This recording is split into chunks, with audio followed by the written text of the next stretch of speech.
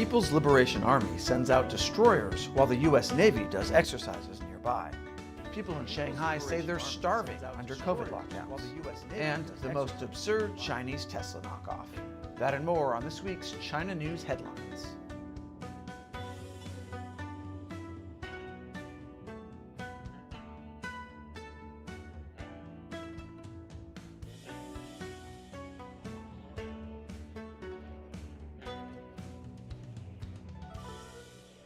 Welcome to China Uncensored. I'm Matt Gnezda, filling in today for Chris Chappell. This episode is sponsored by PC Doctor Toolbox. Having a PC means dealing with constant crashes and hardware failures. You know what I'm talking about. That's why you need PC Doctor Toolbox. I'll explain more at the end. So, off the coast of China this week, the Chinese Navy gathered its most powerful destroyers, while a U.S. carrier group was holding exercises with Japan off the Korean Peninsula. China sent 4 of its Type 055 Zhenhai-class guided missile destroyers to the waters near Qingdao. Defense analyst H.I. Sutton posted this on Twitter, showing satellite images of the ships. The Type 055 is China's most powerful destroyer. They've built 8 of them in just the past few years.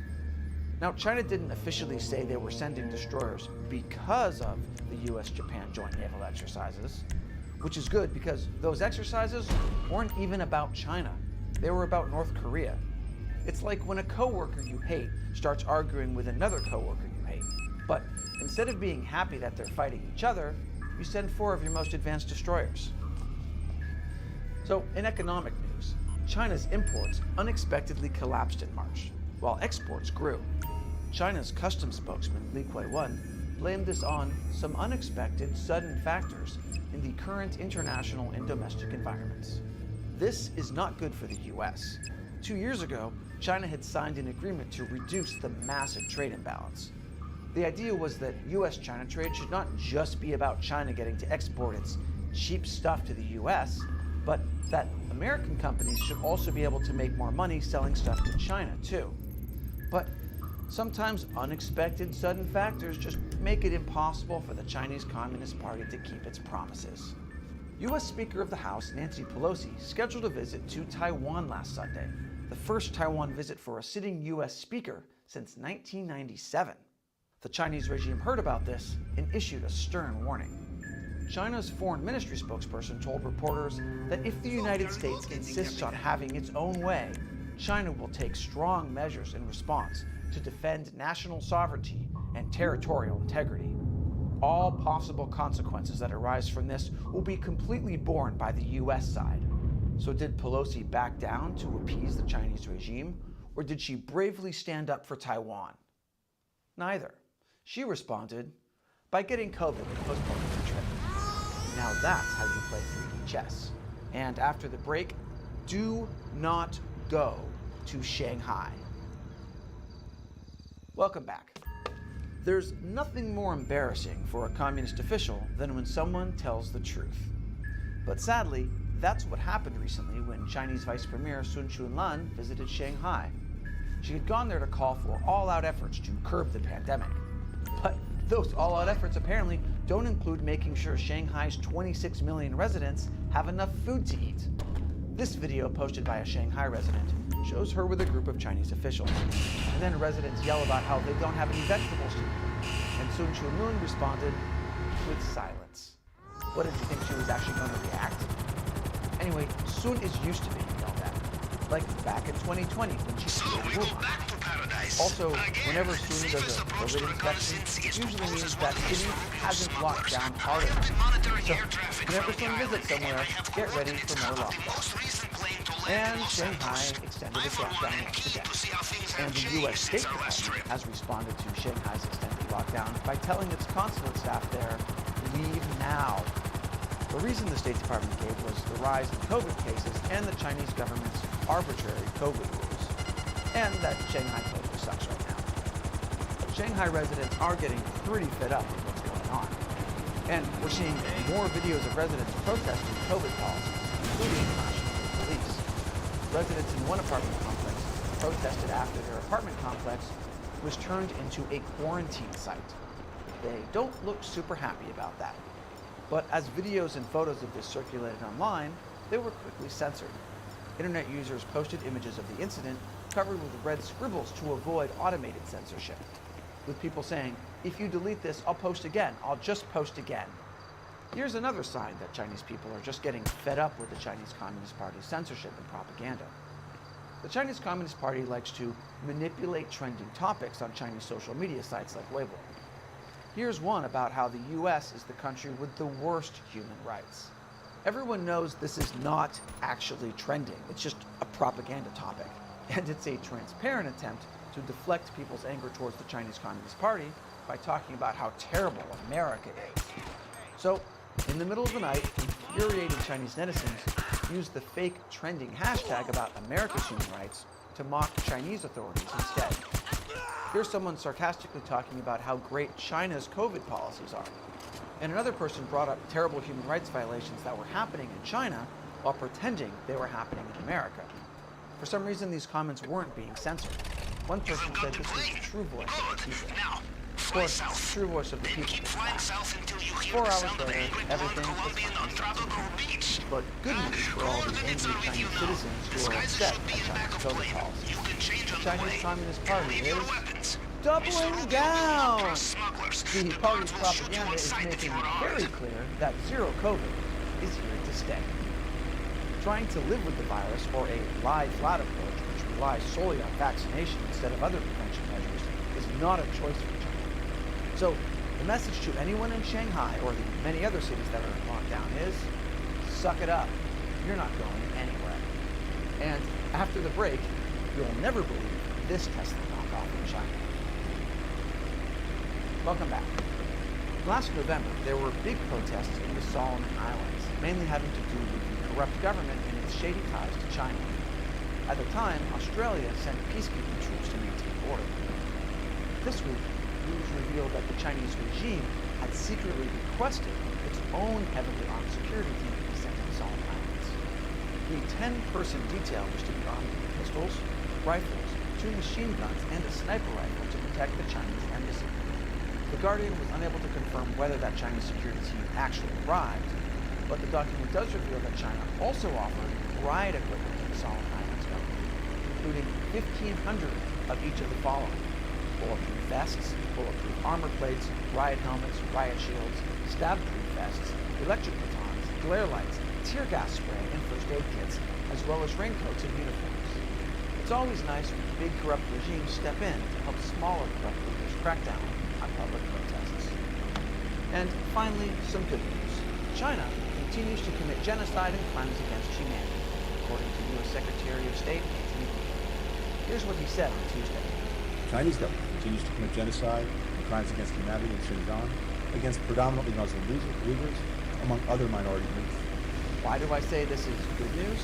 Because it means the U.S. is officially calling out the Chinese regime for genocide. It comes as the U.S. released its annual human rights report for last year. And by specifically labeling what's happening in China as genocide, this gives the U.S. the political tools to do things like sanction Chinese officials and ban products imported from Xinjiang. Now, if only they could stop Tesla from setting up a showroom there. But maybe it balances out. Sure, China is putting millions of ethnic minorities in concentration camps, but at least they're driving zero-emissions vehicles. But speaking of zero emissions, remember last month when China held those high-level 2 sessions meetings and said carbon neutrality is high on the agenda? Well, this may surprise you, but that was a lie. Because what China is actually doing is increasing its coal production and pushing its supposed carbon reduction plans further into the future. They can be safely ignored forever. So China is burning more coal, and those coal-fired power plants are putting energy onto the grid, which China's elite are using to charge their Teslas. So Teslas in China are essentially burning coal. So speaking of Tesla, we've been repeatedly saying on China Uncensored, this is not going to end well for them. But I wouldn't be surprised if Elon Musk someday finds himself cursing China's sudden but inevitable betrayal. In 2018, Elon Musk set up a factory in China. Then in 2020, he announced he was setting up a design center in China too. I've personally said on our podcast that I believe China would soon knock off Tesla's designs, starting with electric car batteries and eventually the cars themselves. But I never expected them to knock off Elon Musk himself. Okay, wait over there. They will bring it soon. Go on. I don't know how this happened, but it did. Because China. Just because you are disguised as smuggler Tried does to not warn give you, you Elon. free access. I tried. As soon as you leave And your this episode strip, is be sponsored by careful. PC Doctor If guards Toolbox. see you in wrong place Computer and software crashes, hardware failures, and general computer slowdowns are a more common occurrence than we all like to admit. And these issues can come up during the worst times, like during a business meeting, or when you're filling in for Chris Chappell and everything keeps going wrong on the teleprompter.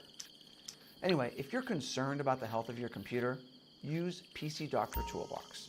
It helps you address system issues and can help you stop crashes before they happen. And we have a special 50% off discount just for China Uncensored viewers. Use the link and coupon code below to take advantage of this limited time offer. I'm Matt Gnezda. Thanks for watching China Uncensored.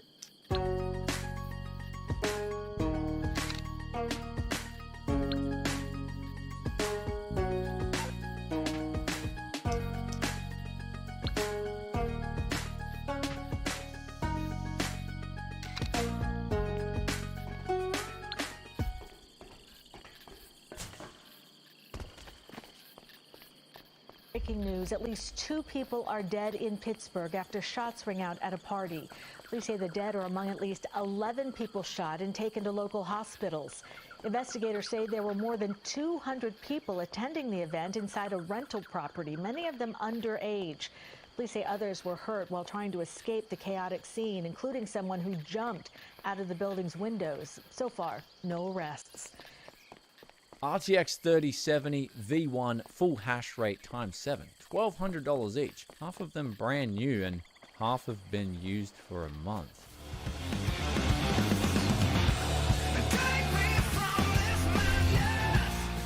Never pay full price for Windows 10 or 11 again. With today's video sponsor SCD Keys, you can get activated as little as $15 using that coupon BFTYC. Links in the description below. Over the last few months, I've been getting some really solid deals on graphics cards like the RTX 3060, RTX 2000 series cards like the 2070 Super recently, and even cards like the RX 6600, which were recently released. And the good thing about this is when you're getting a used deal, you can save quite a lot of money versus the new retail shelf price. However, there are things to look out for when you buy a used graphics card, and the worst case scenario is getting hosed. And that is when the seller says it's in one condition, you buy that product, and then you get it home, put it in your computer, and it doesn't work. The last time I got hosed was years ago, and since then, I've definitely developed a better protocol to picking up used deals. And today, we're going to go over some of those ads and share them with you so you don't get hosed too. First off, we are starting with what looks like a crypto miner selling his old graphics cards. Now, I feel in the next few months there's going to be a lot more crypto miners selling their used graphics cards, so I feel like this ad's pretty important to sort of sift through and see if the seller is legit or not. Now, straight away, in their ad, I'm going to give them some credit here. They've got the Sapphire Pulse RX 6600. They got 2 of these, $450 each. This is Aussie dollars, so in US adjusted terms, I'll put that up on the screen for you. This is actually not a bad buy. And in fact, if I was looking for a graphics card, I would put in an offer of 400 Aussie dollars on these 2 RX 6600s. And I would put in an offer being the key word there. I've actually got to go to Japan in 2 days, so I can't pick up any more tech locally here. But the thing with the RX 6600 was that it wasn't released too long ago. So even if the person was crypto mining on the RX 6600, it's still got a good chunk of life left. But the most important thing with buying a crypto mining card is to make sure that the card hasn't just been put in the system and ran at stock settings. So when crypto miners do their thing, a lot of them will actually undervolt the cards and raise the fan speeds, so the cards aren't being actually stressed all that hard. So when you put them in a gaming PC, they should work fine. And in the case of these RX 6600s, they look like a decent deal. Again, I would put down an offer. But then we move on to the RTX 3060, which was released quite some time ago.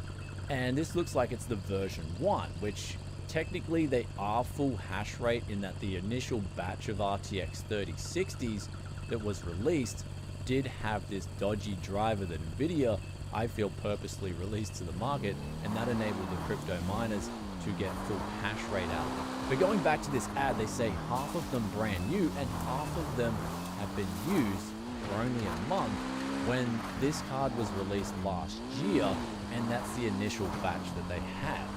After that, Nvidia released the version 2, which did put a nerf on the hash rates of the RTX 3060. So I'd be a little bit skeptical about buying these RTX 3060s of this seller. I would ask for some proof of the cards perhaps overclocking the memory whilst running a heavy Unigine Heaven benchmark with the X8 anti-aliasing on. Though the next card they've got here is again similar to the RTX 3060. They got the RTX 3070 full hash rates, and they're asking $1,200. But again, you can go and buy an RTX 3070 brand locally here for $1,000. So as a gamer or a person selling gaming PCs, I wouldn't even bother looking at this RTX 3070 or 3060 listing, because I feel they're too expensive. And also the fact that the RTX 3070, the V2 came into effect about 10 months ago. So the 3060s and 3070s that they're selling were released quite a while ago, but they're saying they've only got 1 month's usage when they're full hash rates. So I kind of smell in this ad a miner just selling their graphics cards because the mining profitability is starting to go down and power costs are on the way up. So the next ad that we've got up here is an RTX 3080 Ti. They're saying it's used and they're trying to sell it for $1,900 firm, when you can go out and buy a 3080 Ti just straight from the retailer for $1,700. So there seems like there are quite a few graphics cards on the market where the sellers are probably just not aware that the graphics card prices are dropping. So in that case, you can just tell that seller, maybe if you want to get a deal and you're polite enough, you can just say, hey man, I can get this for $1,700 brand new. Would you take $1,500? And so that way you can get yourself a deal, and the seller can sort of become aware that, hey, okay, market conditions have changed. Maybe I should sell this graphics card sooner than later. And a perfect example of this is, if you guys have seen my used parts hunts recently, I was actually putting in a bid on this exact ad right here. It's the RX 6600 Mech OC. I put an offer of $450 back over a month ago, and the seller rejected it, and he said, I want $550. I'm not going any lower, Brian. And then I said to them, well, I'm going to pass on this one. Sorry, it's too expensive. And now they're asking $475. So these sellers do want to sell their graphics cards sooner or later. And so if you're watching some of these ads, you can actually save them in your favorites. And then if you see that the seller is dropping the price, you can come in with your offer again, and perhaps they just might take it, meaning you can get a deal. The next ad that we've got up here is one that I would throw down an offer on for 600 Aussie dollars. This is an RTX 2080, and they're asking 700 for it. They've slashed the price from 850, so they do want to sell, and they're just saying, look, I'm selling this due to an upgrade. They're going to show it working, and then they'll unplug it right in front of you. And so they're pretty confident that they've got a 100% working card. And while I'm at it, I would also ask the seller just to install MSI Afterburner and actually just overclock the memory slider, because what I find with RTX 2000 series cards and also RTX 3000 series cards is that you should be getting at least 300 to 400 megahertz overclock on the memory.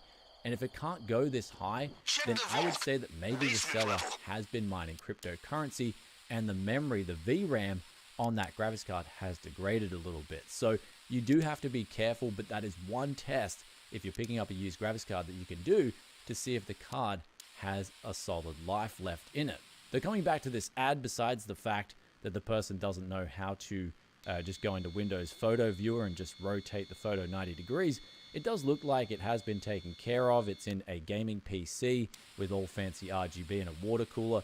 And generally, I'd say people who have the graphics card in this kind of configuration weren't really cryptocurrency mining. But again, back to that test, I'd be looking at that test personally, making sure the memory has a bit of headroom in it, and that way you know you're getting a decent deal. And next up, we've got an RTX 3070 XC3 Ultra. They're saying it's full hash rate. They mentioned the purchase date, which is pretty good. I like the transparency in the ad.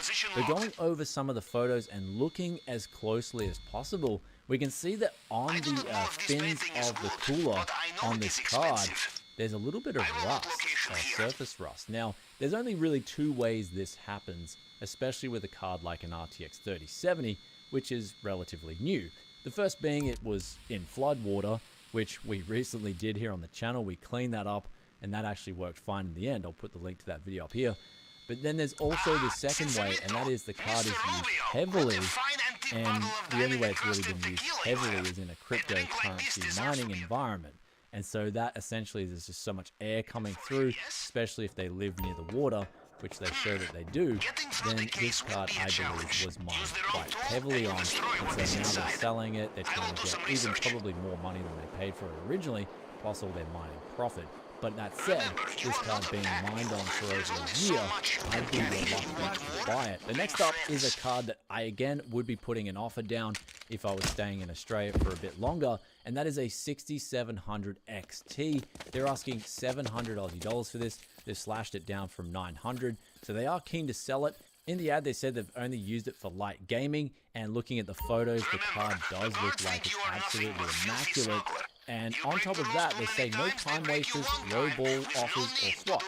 So you'd probably be able to come in with an offer of 650, maybe even 600, and you'd be able to get a really good deal in Australia here on 6700 XT. And also on top of that, it's got the original invoice, and it's got that 3-year warranty. So this is a pretty solid one, in my opinion. The last ad that we'll pull up for you guys is again an RTX 3070 full hash rate. This one, I'd be not even going anywhere near it, because in the ad, they say that not only is the price pretty bad, in my opinion, $1,300 Aussie, but they say that the power connectors are a little loose. And I don't know about you guys, but if I'm buying a graphics card, I don't want the power connectors on it to be loose, especially on a card that draws as much power as an RTX 3070 does. And I actually checked out an article on Reddit about these loose gigabyte power connectors, and the person had to RMA it. So if you have to RMA a graphics card, sometimes it can take a long time for you to get your graphics card back. So it's important to either buy from a retailer that has a good exchange policy, or again, check out the card before you buy it and make sure it works really well.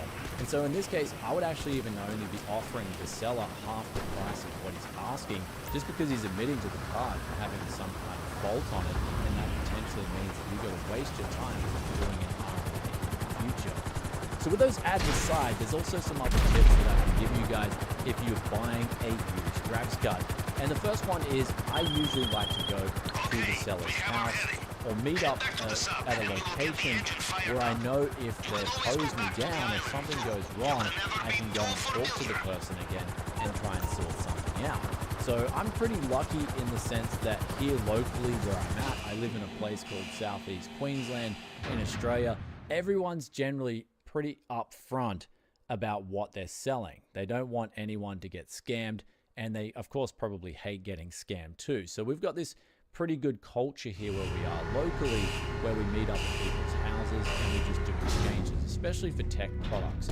Though other parts of the world, people might want to meet you at the gas station, they might want to meet you at a supermarket or at a shopping center.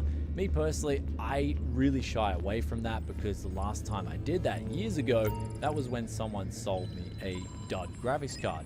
And I actually got hosed out of, at the time, I think it was 120 Aussie dollars. Not only have you lost your money, but you've just wasted all this time going out, meeting the person, going out, checking out the graphics card, and then finding out it's faulty. It's one of the worst feelings ever. So for me personally, especially when it comes to graphics cards, which generally carry a high price tag, I always like to go to that person's residence or where they are, if it's work or something like that, and check out and make sure that the graphics card is working, because that's what I would do if I was selling a graphics card personally, and I want to make sure that people see the card up and running, they know the product works 100%, and they're confident and they can go home and know that they're not getting hosed. But with that aside, it does look like graphics card prices are coming down to levels where I'd feel comfortable building a gaming PC right now, especially if you held out through 2021. And what I'm seeing locally here is that there are great deals on your marketplaces where you are. Now, people like to buy cards off eBay. I've only bought one new card off eBay, and that's because they had sales.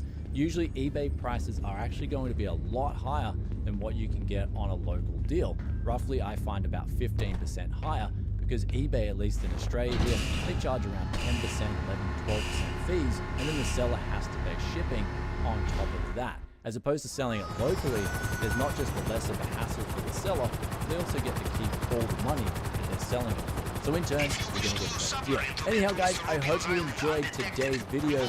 If you did, be sure to hit that like button. Also, let us know in the comment section below, what are you paying for graphics card prices right now? Is your market still a little bit absurd? I know I hear from people over in certain European countries that prices are really high where they are. Basically seeing the trend happening in Australia here, the prices of graphics cards come down, and they start coming down in the United States. So I think it's only a matter of time before cards do start dropping in other parts of the world too. And with that aside, we got the question of the day here, which comes from Punching Cones, and they ask, I got a Strix 2080 Super for $650. Did I F up? And my answer to that is absolutely not. The Strix models are generally considered the best line of that particular graphics card. So if you've got the Strix Super 650 AD, that's around what I would pay for here locally. So it's a pretty decent deal. I wouldn't be upset with that. And you've got some good performance on your hands. So I hope that answers that question. And with that aside, if you guys have stayed this far and you're enjoying that tech, yes, content, make sure to hit that sub button, ring that bell to get the content as soon as it drops. And also, if you want to become a member for as little as $1 a month, you get some behind the scenes access, talking about a little bit of the intricacies that happens in the world of Tokyo City. Anyhow, guys, hope you enjoyed this video. I'll catch you in the next one. Peace out for now. Bye.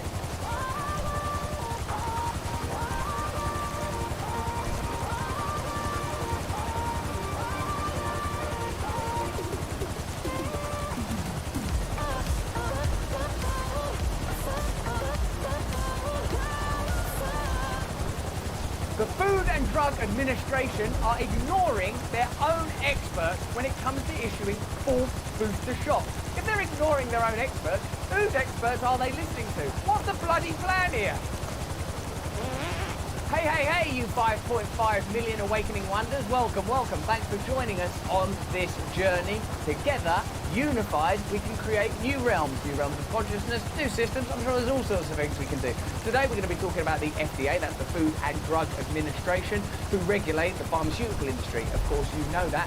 Now, apparently, there's a little bit of at least conversation about the efficacy of fourth boosters. Yeah, 4 now, fourth booster shots, where the FDA are overriding the information that some of their own experts are providing. Hey, if you want to come see me live, you can. There's a link in the description. There's only a few tickets left in a couple of places, but it's a great show. I'd love you to come if you can. If you're not in the country, get over here, for God's sake. And at the end, I'm going to show you where my mailing list is. You can click on that to receive a weekly bulletin where I can talk about stuff that I wouldn't talk about here. And if you're not a subscriber to the channel yet, please subscribe. Only half of you are. Now, let's find out what's going on in your country, America, if you are an American or if you live there, with the FDA shutting down its own experts. Why would you do that? If you're going to treat your experts like that, you don't deserve an expert. So this is written by Dr. Macquarie, professor at the Johns Hopkins School of Medicine and author of The Price We Pay, What Broke American Healthcare and How to Fix It. And it's in the Wall Street Journal.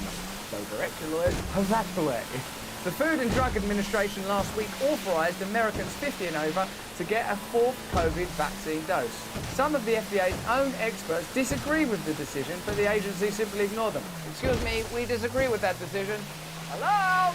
Hello? The decision? Eric Rubin, editor-in-chief at the New England Journal of Medicine, what does he know? Sits on the advisory committee. He told CNN last month that he hadn't seen enough data to determine whether anyone needs a fourth dose whose immune system isn't seriously deficient. Hello? Hello? Another committee member, Cody Meisner, agrees. Dr. Meisner, Chief of Paediatric Infectious Diseases at Tufts Children's Hospital, what do they know? Told me that a fourth dose is an unanswered scientific question for people with a normal immune system, but an answered question for people with pharmaceutical companies that have to make money.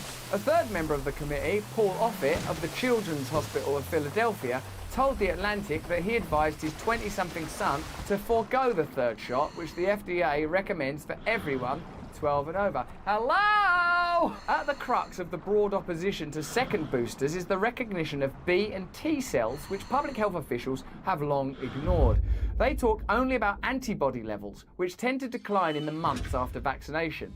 B and T cells activated by the primary vaccine series or an infection and augmented by a single booster in older patients are highly and durably effective at preventing serious illness from COVID. So in the words of that person, who I assume is some sort of medical expert, the presence of B and T cells means that you could forego further vaccinations. That's not me, that's that person. I don't work in an hospital, I work here, in this hat.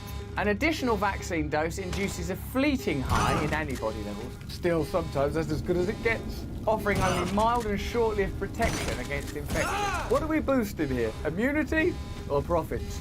Two top FDA officials quit the agency in September, complaining of undue pressure to authorise boosters. People that actually work at the FDA are leaving because they're being pressurised. So that's not objectivity. That's not follow the science, is it? What about the whole way through this complex situation? Follow the science, shut your mouth, do as you're told. The people were talking about that B and T cell stuff ages ago, and they were regarded as tin hat wearing lunatics. And I would never wear a tin hat. Not when I got this guy. Marion Gruber, former director of the Office of Vaccine Research Review, what does she know? And her deputy, Philip Krauss, later wrote about the lack of data to support a broad booster authorisation. So right, if there's a lack of evidence, that means they either have some sort of hunch or intuition. No, I don't rely on science. I use my crystals. Or is there another reason you can think of where selling more of something would be better than selling less of something? Oh, it's like Beautiful Mind. Oh, wait a second. Selling more of something would mean, oh, wait, what would it? If I could sell more, that would be, more money! Hours after the FDA authorised the fourth dose, the Centers for Disease Control and Prevention gave its formal approval to the move, also without convening its external vaccine experts. Director Rochelle Walensky asserted that the additional doses are safe, but neither the CDC nor the National Institutes of Health have made a priority of studying vaccine complications. Why would that be? Why wouldn't you study vaccine complications if you're in the vaccine business? If you're recommending that people take vaccines, wouldn't the study of vaccine complications be right up there at the top of your priorities? Health agencies rely on messy and incomplete data from their clunky website. Don't use a clunky website in 2022 called VARS, or Vaccine Adverse Event Reporting System, where some patients report their own possible vaccine complications. When citizens inquire about vaccine complication rates, public health officials point to the significant limitations of their own method of tracking them. So it seems like it's easy to get data that supports a particular view, not so easy to get data that contradicts it. Why would it be difficult to compile the data around vaccine complications? Does it seem that there's a prioritisation of getting data that leads to being able to use a product and less diligence when capturing data that might lead to not using a product? That's a question for you to answer in the comments below. Whenever we talk about this subject, I have to make clear to you, it's necessary for me to do it, that I have no opinion on whether or not you have a vaccine, don't have a vaccine, what you do with your body. I'm not an expert. I've got no skin in the game, got no dog in that race. And to be absolutely candid, there's people that work here at our organisation with a variety of opposing views on vaccines and vaccine health and vaccine policy and vaccine mandates and all that stuff, things that we wouldn't be able to plainly talk about because regulatory policy prohibits it. But one of the things that's levelled at people like me, Jimmy Dore, Joe Rogan, is that we're anti-vaxxers, that we're anti-vax. But I actually don't mind what you do. I don't think it's my job to give you an opinion on that matter, actually. What I think is important is when scientists and members of the FDA and high-ups at hospitals and in the pharmaceutical industry have concerns, when data becomes available that conflicts with the dominant narrative, I think that information should be made broadly available and should be commonly discussed. Even, and let me be clear, if you were pro-vaccine, surely if your job was to get as many people vaccinated as possible, you would want to say, this is everything we know at the moment. We still believe the best thing is for you to get vaccinated. Now, because that wasn't happening, that heightened suspicion, cynicism and doubt. Because the focus was about condemning people that weren't vaccinated or condemning people that wanted to have the conversation, I believe that greatly exacerbated the tension, suspicion and cynicism. So here in this article, when it talks about vaccine complications and the complex reporting of it and the inability to capture that data, when it talks about the recommendation of a fourth dose being doubted by members of the FDA and members of the scientific profession, this information should be discussed so that you and I and everybody can come to our own conclusions. What I don't believe in, and what I'm happy to express an opinion on very plainly, is I don't think some centralised body should tell everyone what to do without letting people talk about it or have access to all of the information. Because that, for me, is a form of tyranny. The narrative is changing. New conversations are happening. Sometimes it seems like people don't even want to talk about this stuff anymore, and sometimes I wonder why that might be.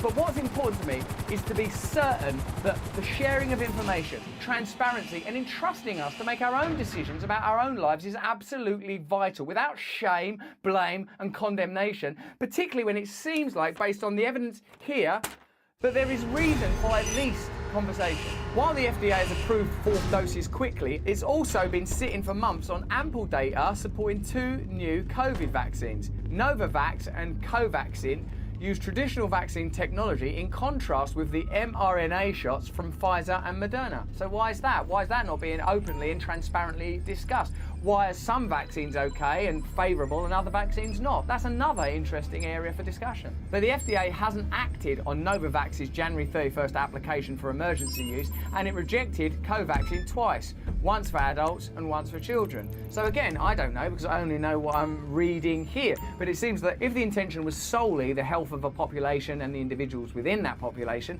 that you would consider and discuss all possible solutions and all possible medications. You wouldn't prioritise some over others. I can think of other reasons why you might prioritise some over others, financial, and perhaps some even more dubious than that. If there's not open discussion and transparency, you start to contemplate what the reason is for the lack of transparency. We don't need another vaccine, says Anthony Fauci. We don't need another hero. We don't need another vaccine, says Fauci. That's what he told India's News Nation in December. We've got enough vaccines. I wondered if you were ever going to say that, to be honest. Trust in public health is at an all-time low. When agencies bypass their own experts, it only reinforces the perception that health policy is driven by groupthink and not politics. Yeah, you can't ignore your own experts. If you're going to ignore that expert, you don't deserve to have them. Here's some information about the FDA, which might give you cause to question their objectives, their agenda, and the way they're run. The FDA has moved from an entirely taxpayer-funded entity to one increasingly funded by user fees paid by manufacturers that are being regulated. So I suppose that would be a reason why you might prioritise some vaccines over others. Maybe. I don't know. I don't know that. Today, close to 45% of its budget comes from these user fees that companies pay when they apply for approval of a medical device or a drug. So nearly half. Interesting. So that might influence the relationships they have with these companies. I don't know that. I don't know that. Changes in more recent years have also increased the number of standard new drug applications approved for the first time round by the FDA from 38% in 2005 to 61% in 2018. So it used to be harder to get a drug approved. But since the industries have funded it themselves, one of the wacky little consequences is that it's easier to get a drug approved, which will, I suppose, benefit people that make drugs. Wow, what a coincidence. Oh, I've got a conspiracy theory. If you fund a regulatory body and your business is dependent on actually getting drugs out into the marketplace, wouldn't it be weird if we suddenly started, approving drugs more easily? Sorry, wake up, Jimmy. You're out of your mind. In diseases where there are not many medication options for patients, 89% of new drug applications were approved first time around. You don't have a drug for this?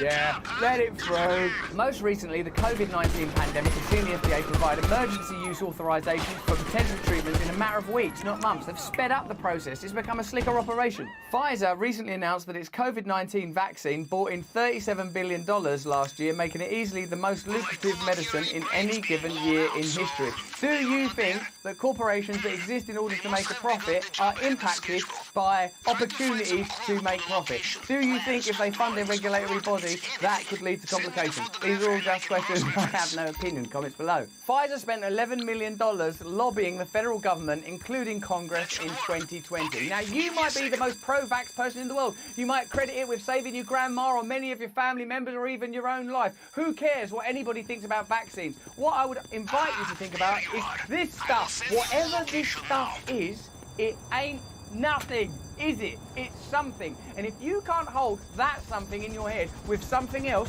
then you're not going to be able to participate in reality in a meaningful way. You're just going to be herded around from one idea to the next, some little raindrop of reality blown around breezily by whatever ideology is taking control of your consciousness that day. And that's not what I want for you. I want freedom for you, even if we disagree with each other, especially if we disagree with each other. But that's just what I think. Let me know what you think in the comments below. You help us along this journey. We're doing this together. Let us know what your sources are. Let us know what you want us to read. Not wacky, crazy stuff that's underwritten by evidence. If you enjoyed this video, have a look at this one or this one. Sign up to my mailing list here so I can communicate with you directly. I say stuff in there that I can't say on here. Of course I do. Also, if you want to see me live, there's a few tickets left, particularly in Blackpool. Come see me there. It's going to be spectacular. But more importantly than any of that stuff, please stay free.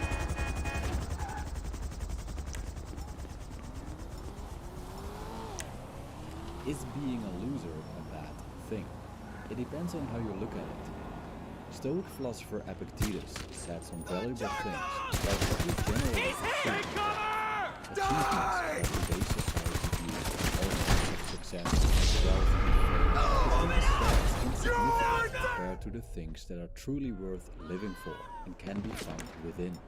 He observed that the ongoing pursuit of achievement and validation withholds us from acquiring something far superior, a blissful state unchanged by the whims of unreliable outside circumstances, including opinions of others. But we're so afraid to be seen as losers that we're willing to suffer in exchange for other people's approval. What a sad state of being in, as by putting our money on external goods, we become dependent on them and gamble away our chances of being happy and free. According to Epictetus, we must be willing to let go of what he called lesser things, and if that means that we become total losers in the eyes of society, then that's a price worth paying. This video doesn't advocate for neglecting oneself or self-harm, quite the contrary from a Stoic point of view. It explores the philosophy of Epictetus, showing a different way to determine what's important in life, the concept of being a loser, and why being seen as a loser doesn't have to be a bad thing.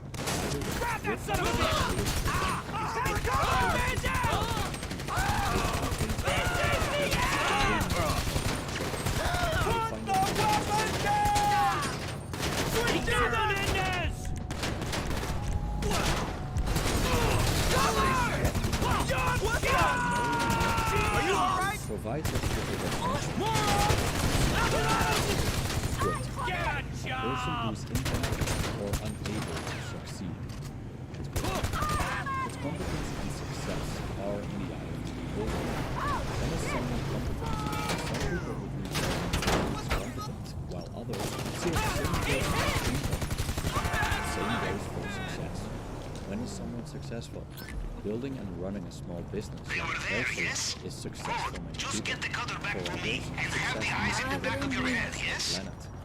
The definitions of competence and success are continuously changing with the zeitgeist, depending on certain social atmospheres, sectors of the population, and also on culture and religion. So the concept of being a loser is pretty fluid, vague, and fundamentally means nothing more than what other people make of it. However, suppose we put this idea of legal values in context of today's consumerist capitalist societies. In that case, we see that it's deeply linked to acquiring external things, especially money and fame. People have a specific overall picture of what they need to be complete, which varies across the board. For many, it's a well-paying job, a good-looking partner, the 2.3 kids, and the white picket fence. For others, this picture includes having a large following on social media and a large interesting social circle that serves as proof of desirability. And what if you don't comply with the overall picture? Then you're a loser. You're incompetent of acquiring what's generally desired, and thus unable to succeed in life. Tragically enough, being a loser is a double whammy. It means that you not just failed in the eyes of others, but also that you're ridiculed because of it. But how desirable is it to have what we ought to have in the first place? And how bad is it to be ridiculed if we don't have it? Here's where Epictetus comes in.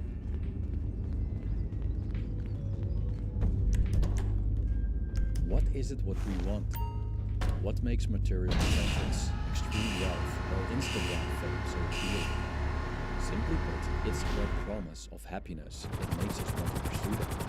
We fantasize about a world in which boatloads of people adore us, while enjoying cocktails on the beach, raking in the comments and likes on our social media pages. How great does this feel? For a while, such a life may be great, but eventually we'll get used to it and return to our baseline happiness, which now comes with a much bigger price tag. Epictetus didn't hold these external goods in high regard. He described them as weak, slavish, and most importantly, beyond our control. In chasing things like wealth and fame, we pursue the unreliable, as we chase what can be taken away in a heartbeat. Also, the pursuit of these things comes with a significant cost, a price that many are willing to pay, but they sacrifice a lot doing so. As an example, he uses someone who wants to conquer at the Olympic Games, which is, today, still a pursuit that, if one succeeds, generates lots of respect. But he also urges us to consider the sacrifice we have to make and the extent to which this benefits us. I quote, "You must conform to rules, submit to a diet, refrain from dainties, exercise your body, whether you choose it or not, at a stated hour in heat and cold. You must drink no cold water, nor sometimes even wine. In a word, you must give yourself up to your master, as to a physician. Then, in the combat, you may be thrown into a ditch, dislocate your arm, turn your ankle, swallow dust, be whipped, and after all, lose the victory." End quote. So is this worth it? Is it wise to undergo such toil just for, as Marcus Aurelius put it, a clapping of tongues? Especially if we think public praise is fickle and can change into public shame in the blink of an eye. These things are not consistent, said Epictetus, and he emphasized that only things within our control are worth pursuing, which are inner qualities like contentment, joy, right action, tranquility, and the power of restraint. The rest is overrated and belongs on the back burner. Epictetus repeatedly distinguishes between what things are and the appearance we have of them in our minds. For example, he tells us that there's a difference between how we see our loved ones and what they truly are. Even though a man sees his wife and children as unique and desirable above all other wives and children, they're still just human beings like everyone else. How they appear in our minds makes them special to us, not what they are in themselves without our judgment. We can apply this logic to everything external. What makes the object we chase so desirable? Is it the object in itself, or is it the way we perceive that object? We are often and unsurprisingly a flock of sheep that want what they want simply because everyone else wants it. Also, we don't want what everyone else doesn't want, which is being a loser. Now, not that it's entirely wrong to want what others want. In many cases, what the majority pursues can be beneficial regarding health and well-being, but in many cases, it's not. And it takes some wisdom and common sense to determine if we're better off not pursuing what everyone else seeks. Epictetus prioritized a state of happiness and freedom over anything else, and stated that we should be willing to quit the things that impede it. If that means that we are losers in the eyes of others, then so be it.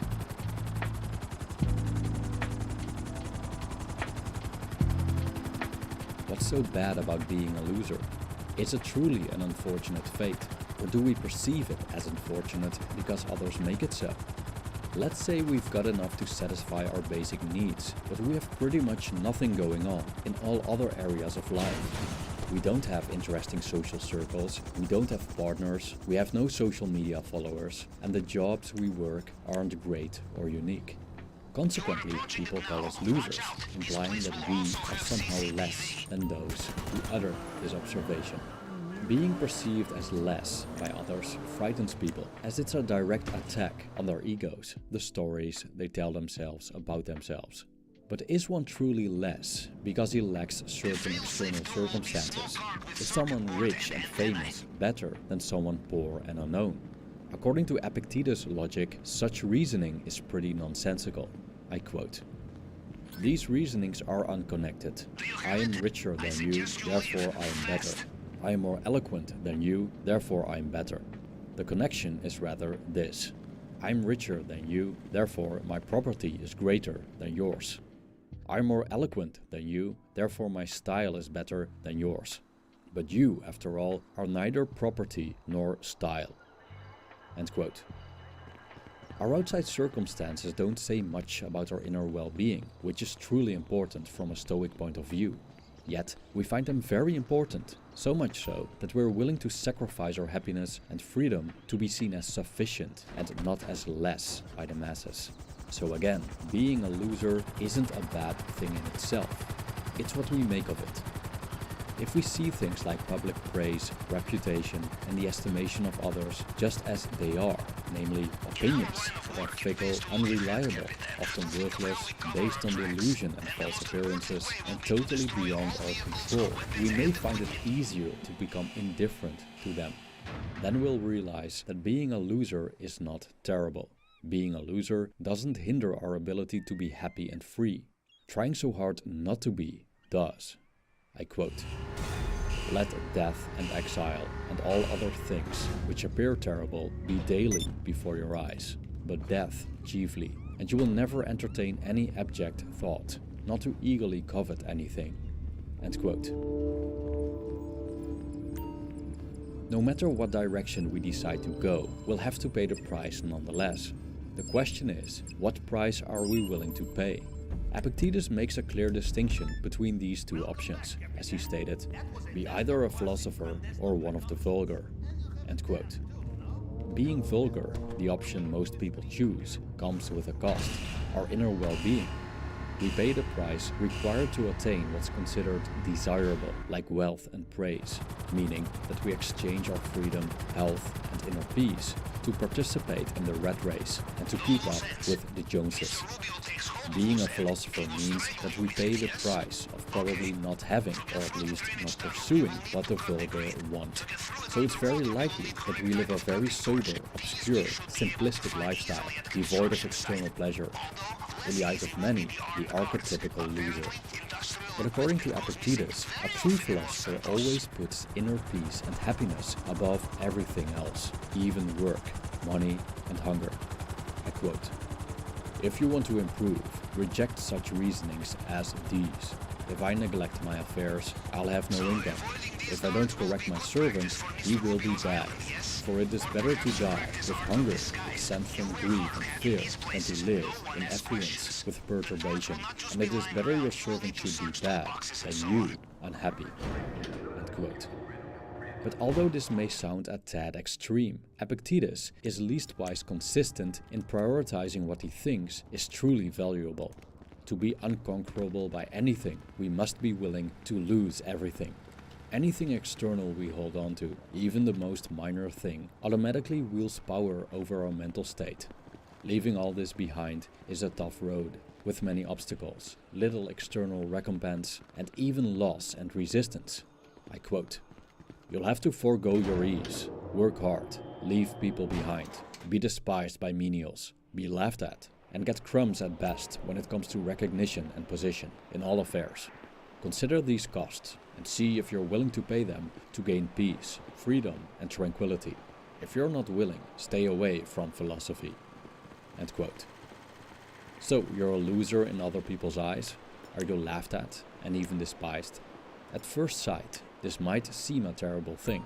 The reputation of being a loser looks like a weak and pitiful position. But it also has its advantages, namely that we don't conform to other people's rules and maintain the energy that we would have otherwise spent on what Epictetus called lesser things, just to be seen as sufficient.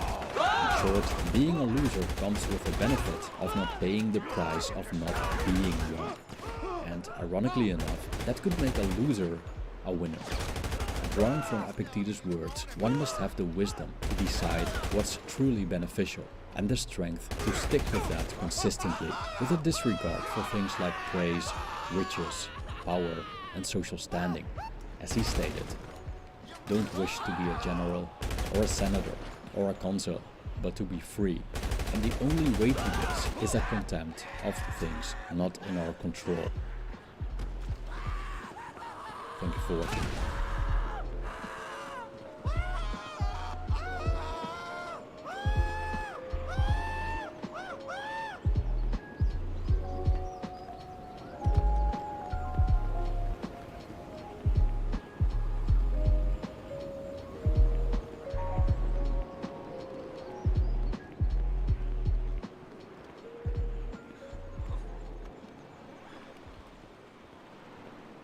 Since the invasion of Ukraine, the Kremlin has further stifled what little freedom Russians had to criticize the government. Under Russian law, describing the war in Ukraine as war can lead to 15 years in prison. And Russia recently forced international organizations, Amnesty International and Human Rights Watch, to close their operations in the country. Nick Schifrin takes a deeper look at the suppression of dissent. Behind a new Iron Curtain that Vladimir Putin seems determined to build, there appears to be no irony. After a woman held up a poster that literally said 2 words. She was detained by 7 officers in riot gear. This man arrested for holding up a blank piece of paper. On Sunday, police detained Konstantin Goldman for holding Tolstoy's War and Peace, or as it would be called under new rules, Special Military Operation in Peace. And last week, Nobel laureate Dmitry Muratov, editor of one of Russia's few remaining independent newspapers, was attacked with red paint. Since the invasion, independent human rights activists say police have arrested more than 15,000 people for criticizing the war. This week, they detained prominent opposition politician Vladimir Kara-Murza. He's long opposed Putin and accuses the Kremlin of poisoning him twice. In 2017, we interviewed him and his wife Yevgenia in the U.S. as he recovered from the second attack. I felt just life slowly going out of the whole body. And I remember that distinct feeling that this is it. This is the end. Now I'm gonna die. It is terrifying, I'm not gonna lie to you, but I want him to continue to do what he thinks is important, what he thinks is right. The West has punished Putin with unprecedented sanctions and cut off access to American technology. This week, he admitted the sanctions have stymied Russia's vital energy industry. But on a Tuesday visit to a space center in Russia's Far East, he claimed the sanctions also create Russian unity. They wanted very much that everything that is happening would impact domestic political processes in Russia. They always make that kind of mistake, without understanding that when faced with difficult conditions, Russian people always unite. Putin has been preparing for this moment for years, building up reserves, destroying the opposition, silencing critical media. Director of Central Intelligence Bill Burns, the former U.S. ambassador to Moscow, yesterday said Putin and his insular advisors are driven by imperial dreams and revenge. Putin has stewed in a combustible combination of grievance and ambition and insecurity. An apostle of payback, his risk appetite has grown as his grip on Russia has tightened.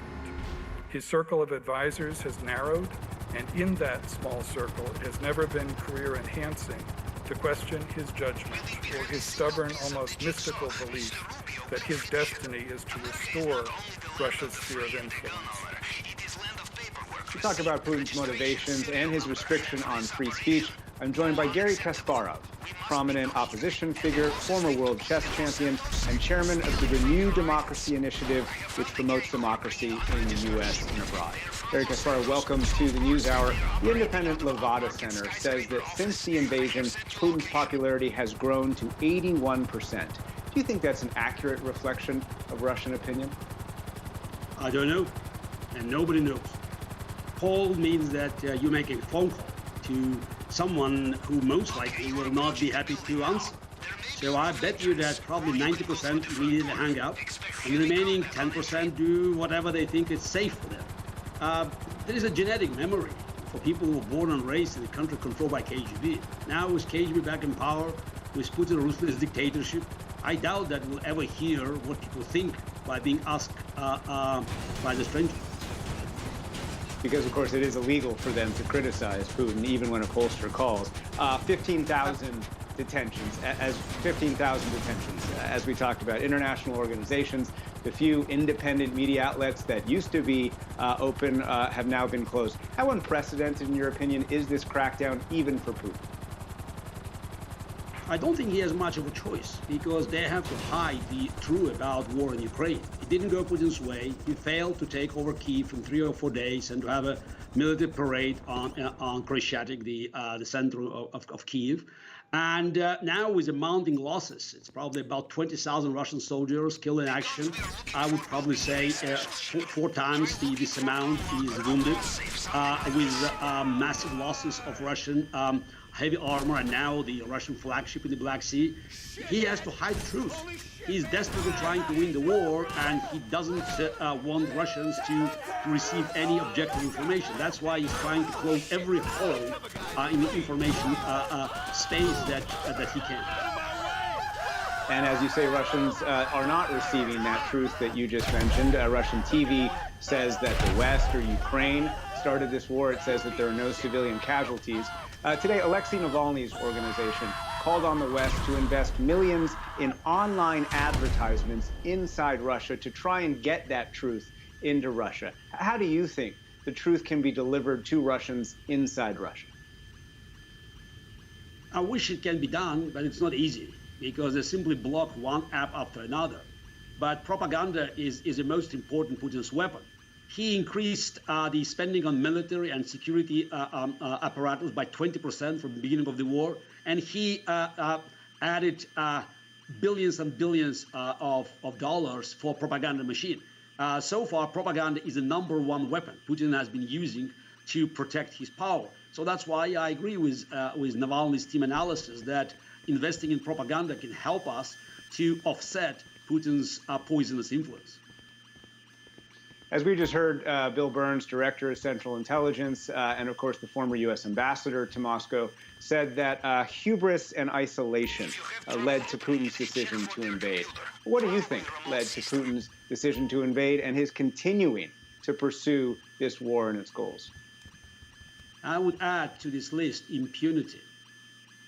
2 decades of impunity, of no consequences. Vladimir Putin has a long record of war crimes, beginning with the Second Chechen War in Grozny in year 2000. And the list is simply too long. And I think he believed that he could go away with this invasion of Ukraine, same way he did away with annexation of Crimea or carpet bombing of Syrian cities. He made a mistake, and his biggest mistake was he underestimated, as every dictator before him, the will of free people, the Ukrainians that are fighting like heroes, fighting like hell, and inflicting heavy damages on Russian occupation forces. And the free world now understands that we have to help them not just to survive, but to win this war. The U.S. estimates that more than 200,000 Russians have left the country since the beginning of this war. What's the impact of that brain drain? I think the number is actually much bigger.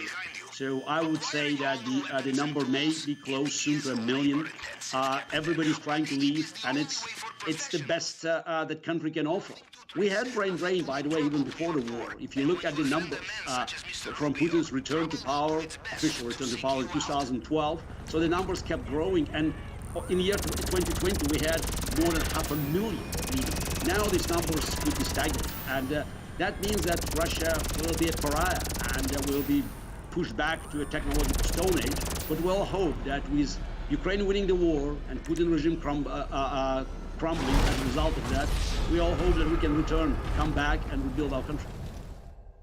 On the flip side, though, we've seen students turn in their own teachers, for example, for questioning the war. In about the 45 seconds that we have left, Garry Kasparov, is Putin right? Are there some Russians, are there many Russians, who are indeed rallying around him?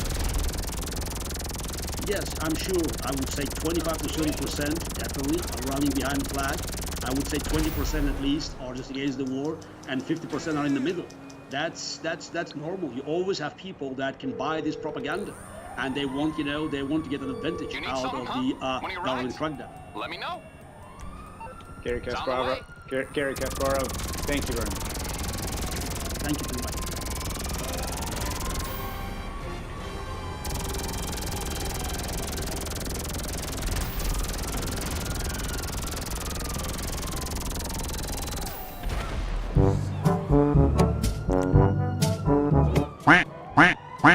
The fuck?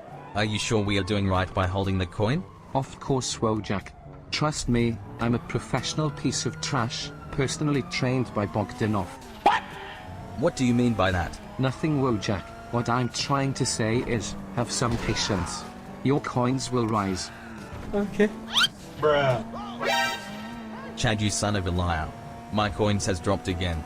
The red bar drops just before the green bar rises, Wojak. Just have a little more patience. This is your last chance, Chad. I paid you to predict the right coin, not to dump my money. Here we go, Wojak. Now the green bar rises in 3, 2, 1. Huh? I think I'm in danger.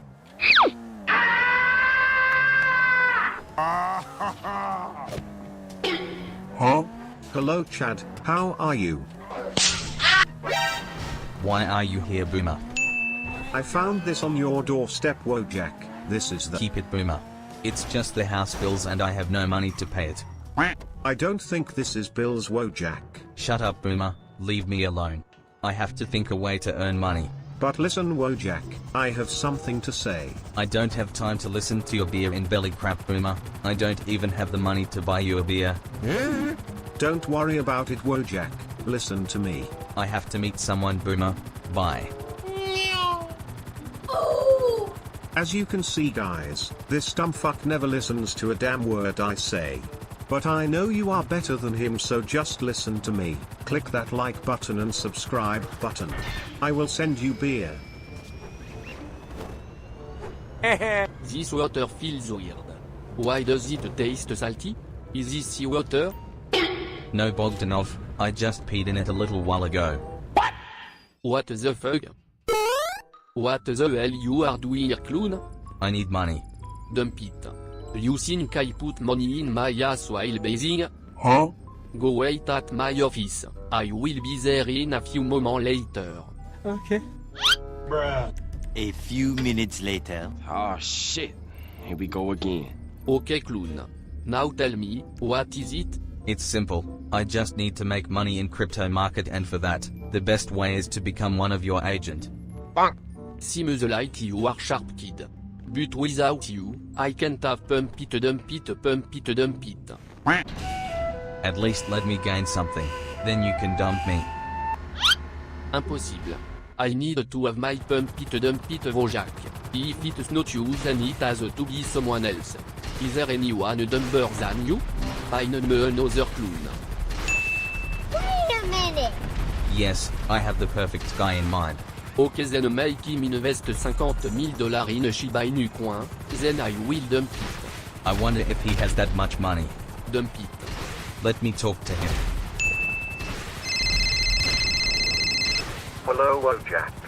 Hey Boomer, invest $50,000 in Shiba Inu, now it is going to moon. When did you become an expert in crypto market, Wojak?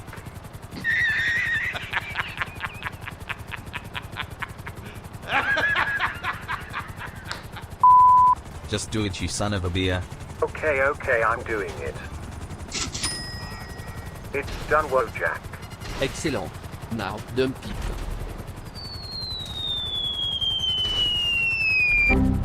What the beer is happening? What does this big red bar going down mean? Forgive me, Boomer. I think my prediction was wrong after all. You lost your $50,000 because of me. Never mind, buddy. It wasn't my money after all. Huh? Then whose money it was? Yours, Wojak. When did I have $50,000, Boomer? You actually had $100,000, Wojak. Remember when I came to give you some documents? Yes, aren't they my bills? No, Wojak. That actually was a check from Bob Bank on winning the first prize in the lucky draw. You said I can keep it.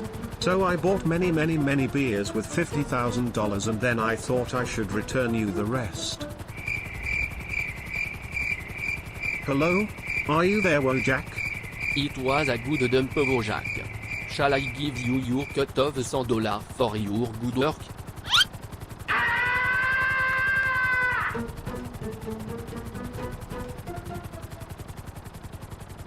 Breaking news tonight. A mass shooting in a mall in South Carolina. At least 12 people injured. Chaos as gunfire erupted. 3 people detained.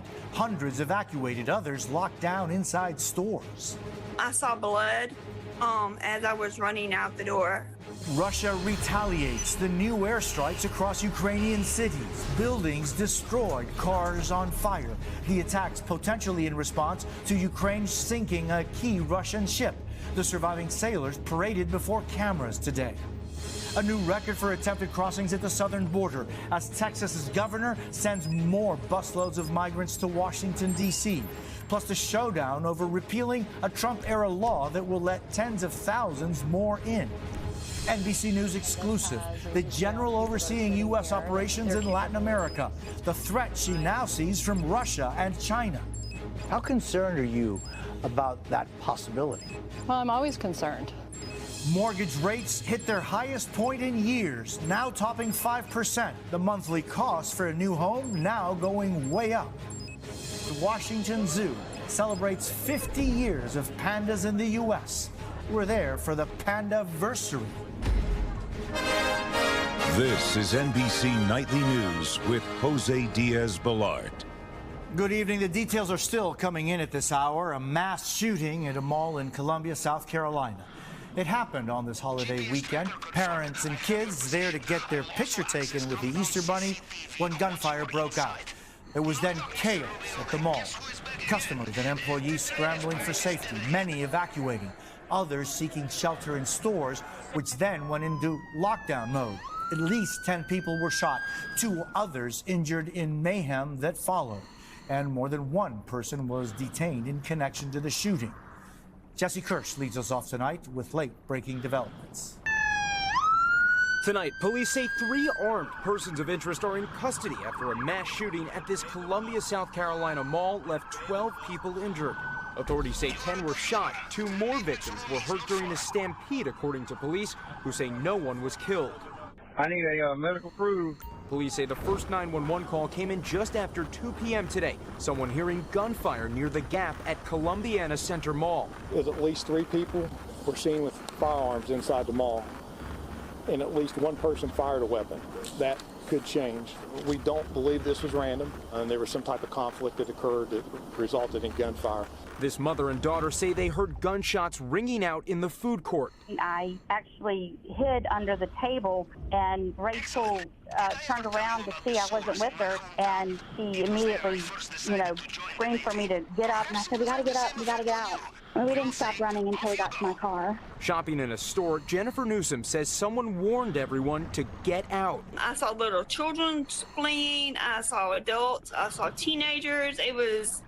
I saw an elderly lady with her walker trying to get out. Newsom says she also saw the bloody aftermath. I ran through the food court and I saw people shot.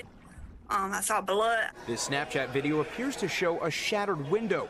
Police say they spent hours clearing every store. I'm still scared. I'm still shaking. It was very traumatic. And Jesse, what more are we learning about the victims? Jose, tonight police tell us everyone who was injured was hospitalized. The youngest person shot, 15, the oldest, 73. Jose? Jesse Kirsch, thank you. Overseas now to Ukraine, where today Russia launched new attacks. Possible payback after its own vessel was sunk in the Black Sea. Matt Bradley is in Ukraine with more, plus some small but hopeful signs of recovery in Kyiv. Tonight, Russia threatening even more punishment for Ukraine after firing 16 high-precision missiles at Kyiv and the southern city of Mykolaiv overnight. Russia's defense ministry spokesman warning missile strikes on Kyiv will increase in response to attacks on Russian territory. Russia said this morning's airstrikes targeted military production facilities. Retaliation, it said, for Ukrainian shelling on Russian soil, which Ukraine denied. We always have a threat of Russians coming back and trying to seize our capital, but we are well and ready. And today, Russian airstrikes pounded the eastern cities of Kharkiv and Lysychansk. The attacks came a day after Ukrainian forces sank the Moskva, Russia's flagship vessel in the Black Sea. New video appears to show the surviving crew meeting with the head of the Russian Navy in the southern Ukrainian city of Sevastopol. Russia had previously claimed all on board were rescued. The renewed assault on Kyiv follows a 2-week reprieve after Russian soldiers mostly withdrew, leaving behind the bodies of at least 900 civilians in the capital region, according to Ukrainian police. But today in central Kyiv, life appeared almost normal. People brunched at cafes, families strolled through the parks. Even in Kyiv's devastated suburbs, sightings of a slow recovery. The Ukrainians destroyed this bridge in Irpin to try to halt the Russian advance, and for weeks the world watched as civilians struggled over the debris, trying to escape. But now, as this region lurches back to life, they've built a new bridge, a temporary replacement. Russia now preparing its forces for a more focused assault on Ukraine's war-torn east. President Zelensky issuing this dire report. Today, we understand that the enemy's troops, namely the Russian Federation, are 6 times the number and the equipment is 10 times the amount of Ukraine. And Matt joins us now from Kyiv. Matt, when do they believe this new Russian ground assault will actually begin? Yeah, Jose, U.S. officials are saying that Russia could move its troops back into eastern Ukraine as early as this weekend or early next week. But President Zelensky has an even more dire warning. He's saying that Russia could use chemical or even nuclear weapons. Jose? Matt Bradley in Kyiv, thank you. The number of migrants attempting to cross into the U.S. from the southern border has hit a 22-year high. Now the governor of Texas has a controversial new plan, busing migrants all the way to Washington, D.C. We were there when one of the buses arrived. Kelly O'Donnell has more. Today, a long bus ride ended in Washington, D.C. Passengers met with cameras and curiosity. Now 4 busloads of migrants have been sent here by the governor of Texas with pending immigration cases.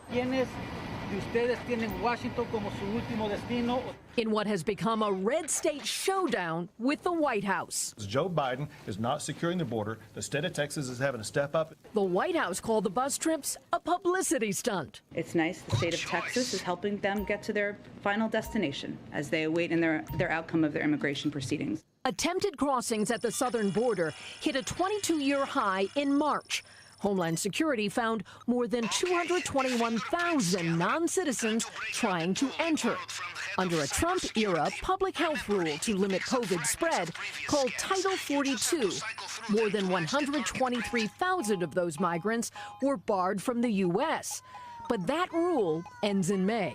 The CDC scientists determined on Title 42 that it was an appropriate time from a public health point of view to lift the Title 42 restrictions. Fueling concern about a wave at the border. Senator Marco Rubio on Twitter claimed that mere speculation about Biden ending Title 42, and it's about to get much worse very soon. Governor Abbott is trying another tactic, ordering state inspections of vehicles at ports of entry, looking for smuggled people and drugs, but slowing commerce. Texas will not tolerate the endless stream of illegal immigrants crossing the border, and we will increase our border security. And Kelly joins me now. Kelly, the federal government says the governor's actions are just a stunt. Well, the head of Customs and Border Protection has responded to the Texas governor, and he says that by him moving migrants across the country in buses, he failed to adequately coordinate with the federal government and this agency responsible for dealing with these individuals who do have dates to return to immigration court. Jose?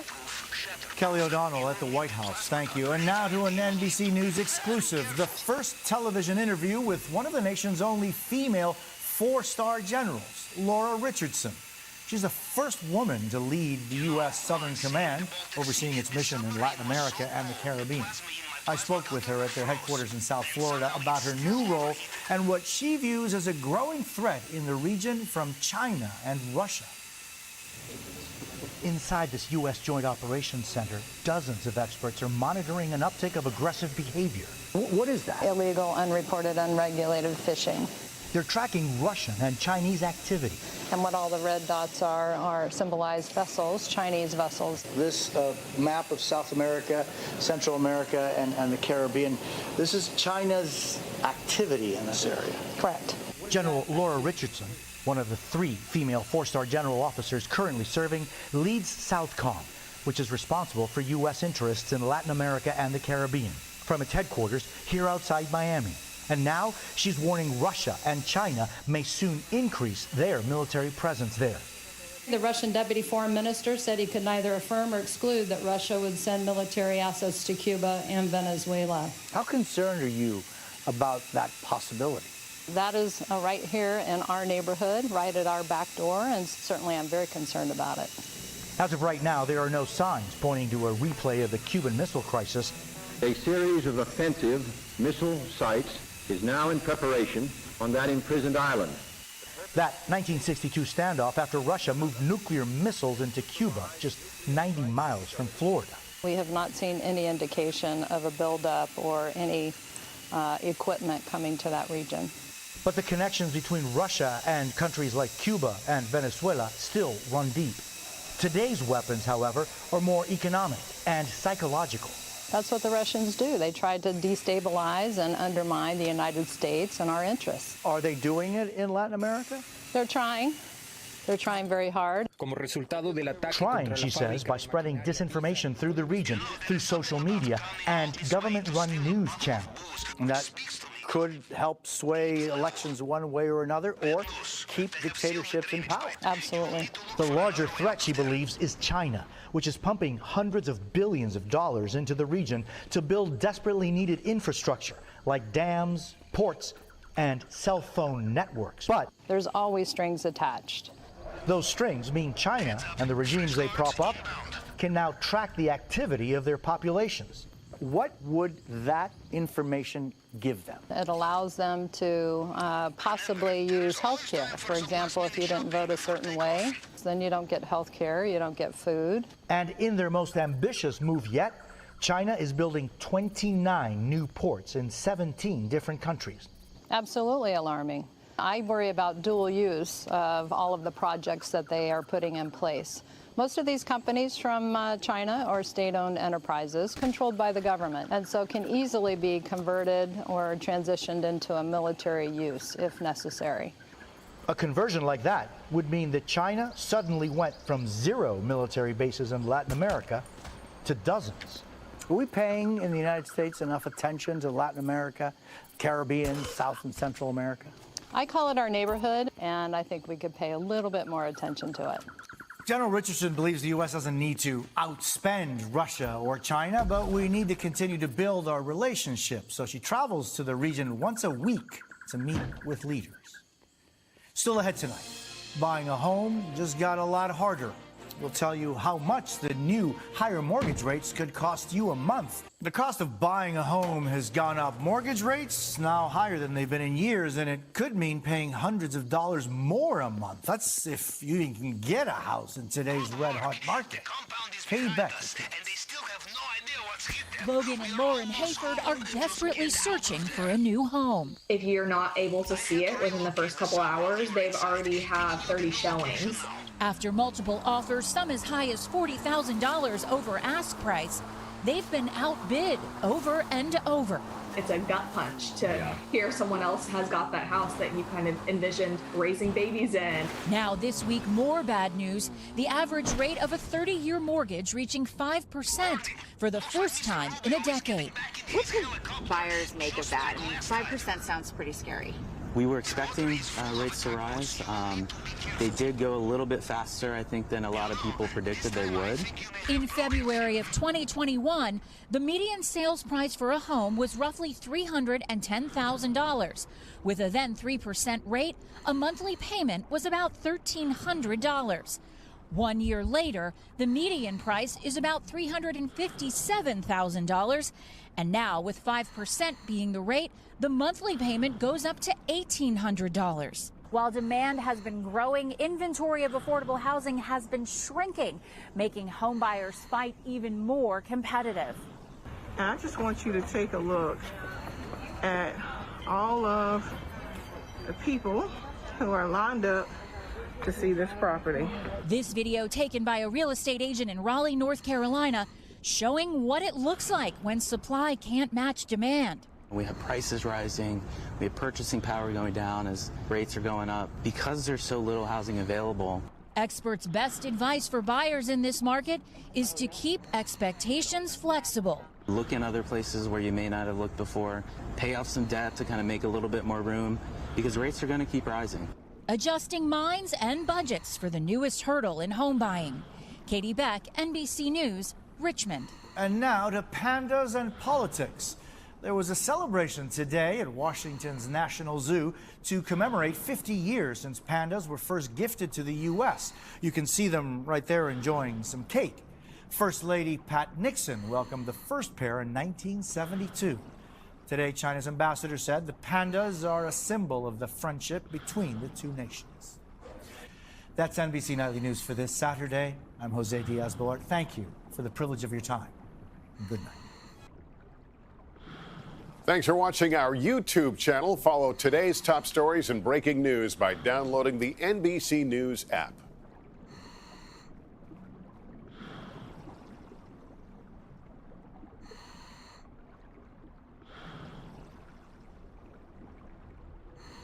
Thanks to Babbel for sponsoring today's video. When you're walking on a beach and you make a footprint in the sand, there is no question in your mind that it is your foot that caused the footprint. The order of causality is quite clear here, so much so that it seems laughable to even need to assert it. You made the footprint didn't make you. But what if it did? What if I told you that on the cosmological scale, the fundamental relationship between foot and footprint might be a little more blurred than you would intuitively think? And shockingly, due to the nature of black holes and Hawking radiation, there is some evidence that this might just be the case. I'm Alex McColgan and you're watching Astrum. Join with me as we explore the strange relationship between mass and space curvature, and how when it comes to black holes, something very strange is going on with reality.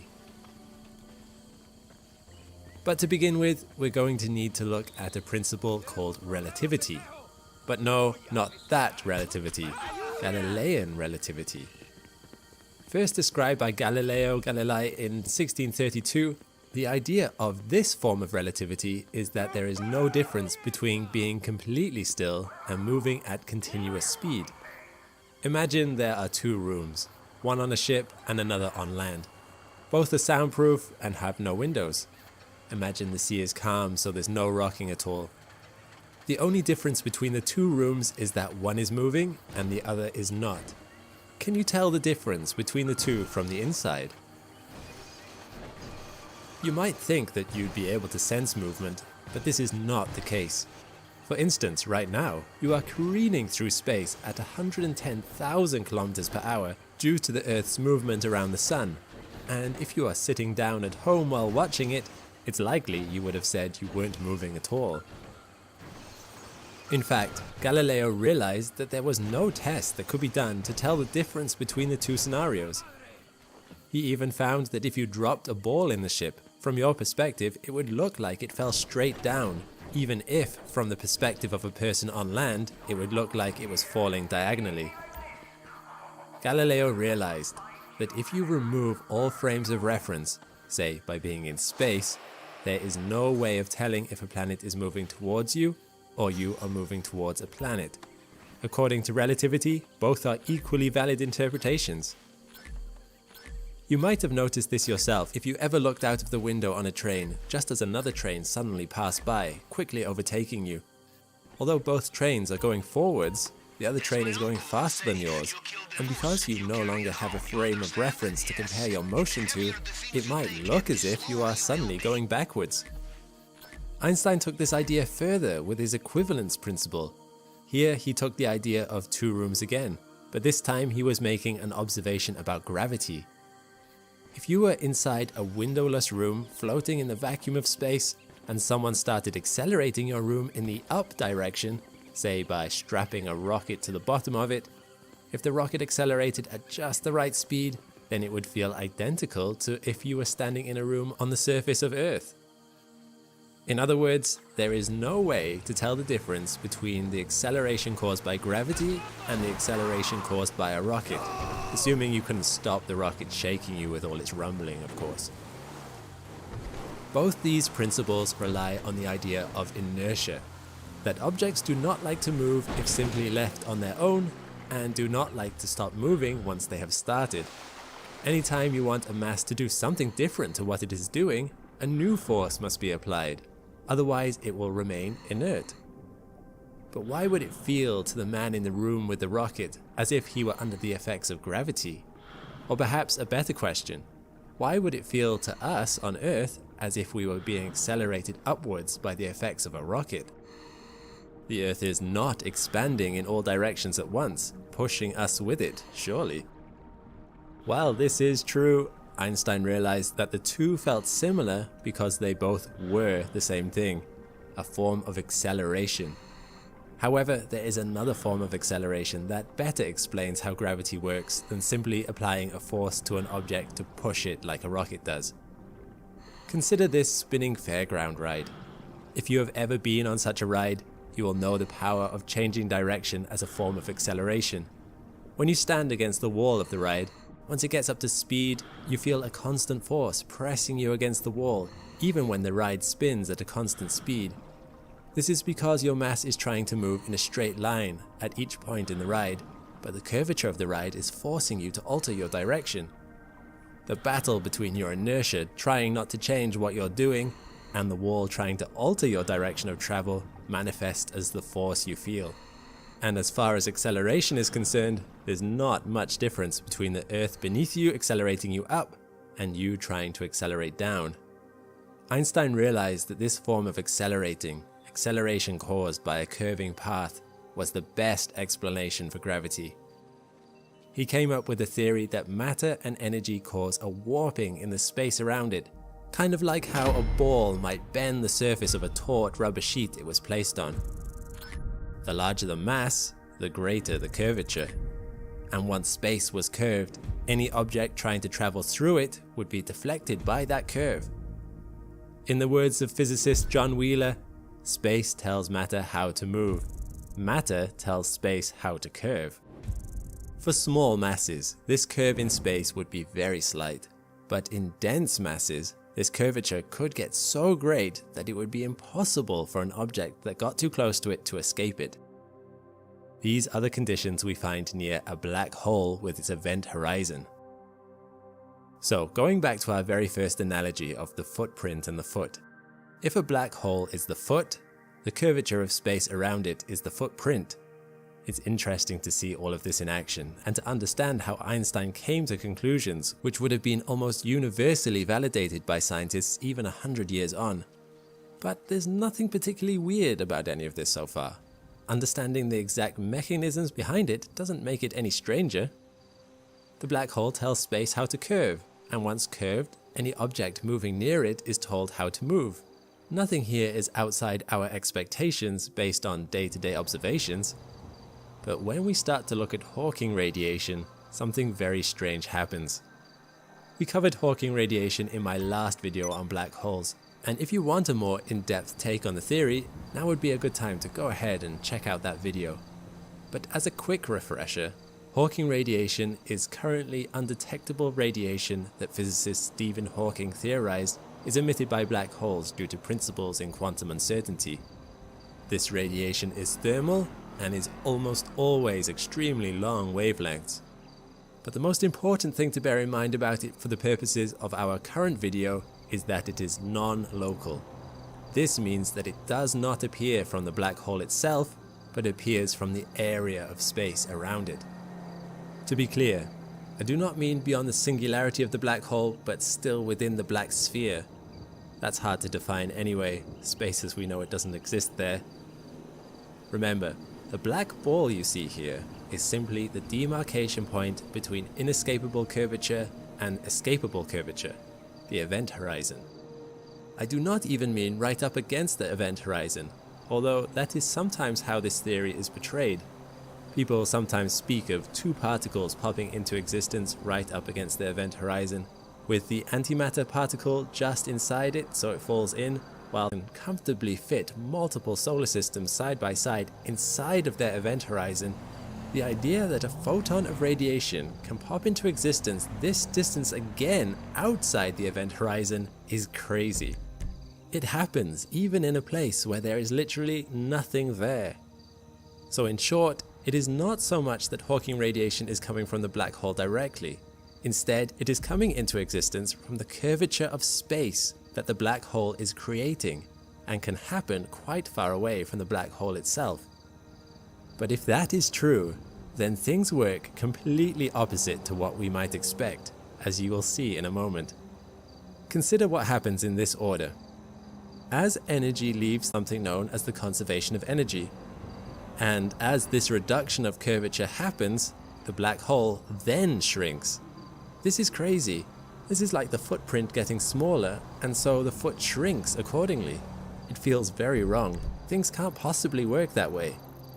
And yet Einstein hinted that such a thing might indeed be possible.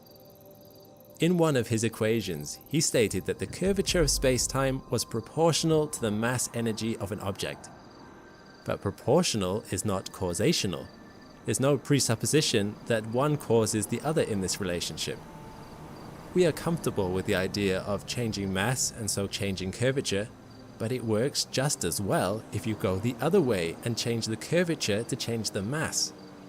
If this is true, then it hints at a universe where mass is simply a projection caused by space curvature.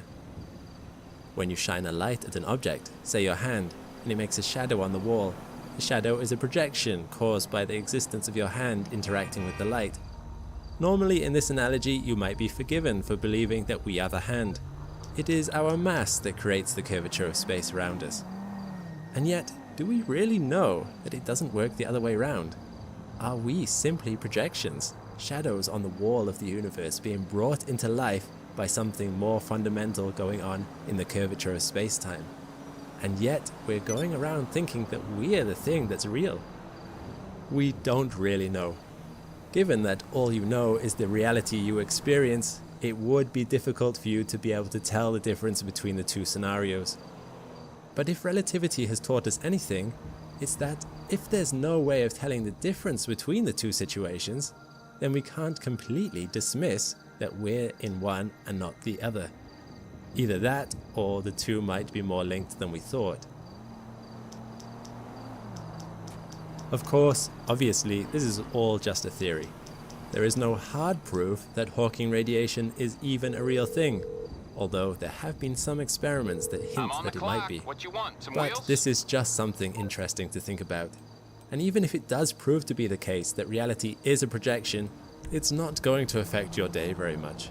You will still think and feel, and that's more than enough reason for you to go about doing what you're currently doing.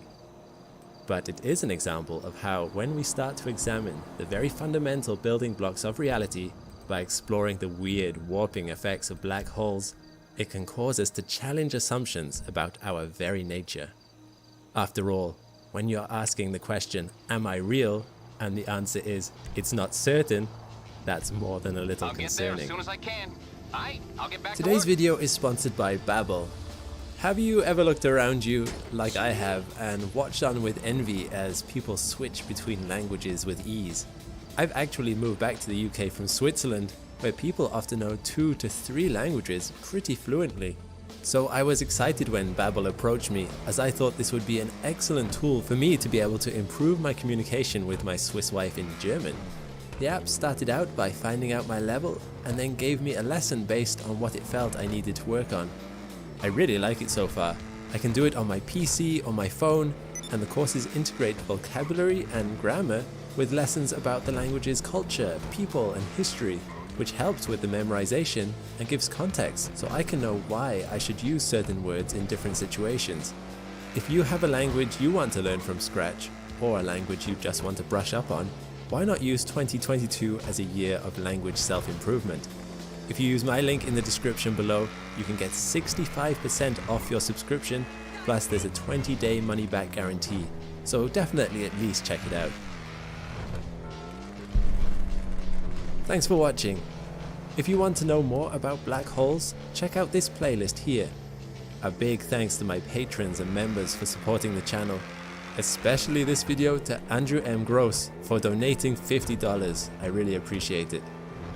If you found value in this video and want to support the channel too, check the links in the description below. All the best and see you next time.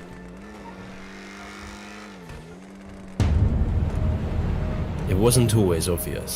In 2018, an app called TikTok came from nowhere. Back then, TikTok seemed like just another mindless app for teens, where teens and creeps would lip-sync to insipid, droog-like songs. But in a matter of weeks, something changed. YouTubers, commentators, the media, TikTok became the new gold rush. To me, the app looked ugly, with a logo that didn't look quite right, but I didn't want to be out of touch. And me being curious, I eventually caved and downloaded it. And just like that, I was hooked. My mornings would be taken up by 30-second videos, my evenings stolen by the buffet of dopamine. I couldn't put it down, the endless scrolling, the constant dopamine hits, I had no control. I'd look around me, parties, gatherings, cafes, everyone was watching TikTok. I'd go online to find TikTok reaction videos on trending. I'd be bombarded by TikTok ads wherever I went. I'd walk around my city to see TikTok logos, graffiti, ads, TikTok dances everywhere. This was revolutionary. TikTok had achieved the impossible. TikTok had taken over the world. No one could escape its secret formula. Instant entertainment, constant dopamine, unlimited content, nothing could compete.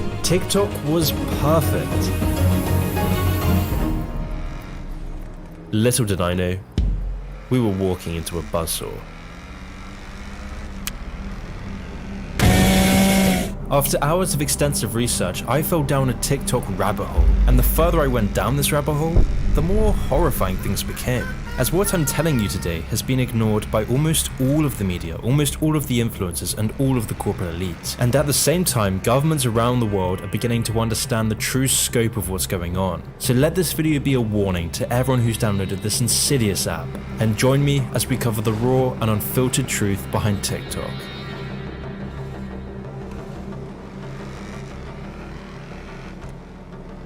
A question. Do you never want to be bored again? Do you want fame, money, to not feel left out? For success to come sooner? This is how it begins. Through tapping into your innate biological desires, TikTok has been able to achieve 3 billion downloads. But behind our addiction to this app is something sinister. Because on the back of your constant scrolling and chasing of dopamine, someone has transformed a lip-syncing app for teens into the greatest cyber threat in human history. So the question is, who? Well, to answer this, we need to go back to 2012. Back in 2012, Vine was the closest thing you'd get to TikTok. And whilst Vine was kind of big, most people fawned for Facebook, Instagram, and YouTube, because in this time, it seemed like Silicon Valley was on the verge of something great. Unprecedented societal change. We were so caught up with our own creations that we never gave China a second thought. But back in Beijing, something was bubbling under the surface. A creature called ByteDance. Now, ByteDance wasn't just any old tech startup. It was a startup directed by a man named Zhang Yiming, and it was also a startup that was littered with Chinese officials. Zhang's first move with ByteDance was to create a news platform called Headlines. But rather than this being any old news platform that pays for editors and reporters, ByteDance was putting their money into creating the most powerful advanced AI technology imaginable. An AI system more advanced than anything seen before it. This was no accident. In this time, the Chinese government had a strong desire to make AI a priority in the race for global tech dominance. But why was China so obsessed with AI? Why was the Chinese government so involved with working with this unknown tech company? To answer this, let's take a quick look at what ByteDance's AI technology was capable of. On this news site, there wouldn't be a curated feed or editors controlling the flow of information. Headlines instead use specially made AI algorithms to select and push the news robotically, with the company never having to hire a single reporter or editor. To test this highly developed AI system, ByteDance released the app to the Chinese market, and almost immediately, the algorithm worked its magic. In a matter of months, headlines became extremely popular in China, with the site gaining 10 million users in just 3 months. There was only one issue.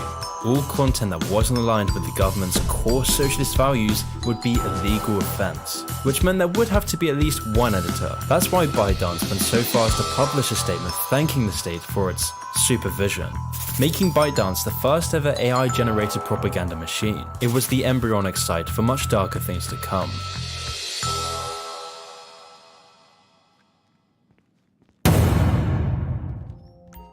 It's 2016 and the Chinese government is inching towards technological dominance. But if they were going to overtake Silicon Valley, they would need to expand their AI technology across the globe. Because back in the mainland, AI proved to be an incredibly effective tool for controlling the population.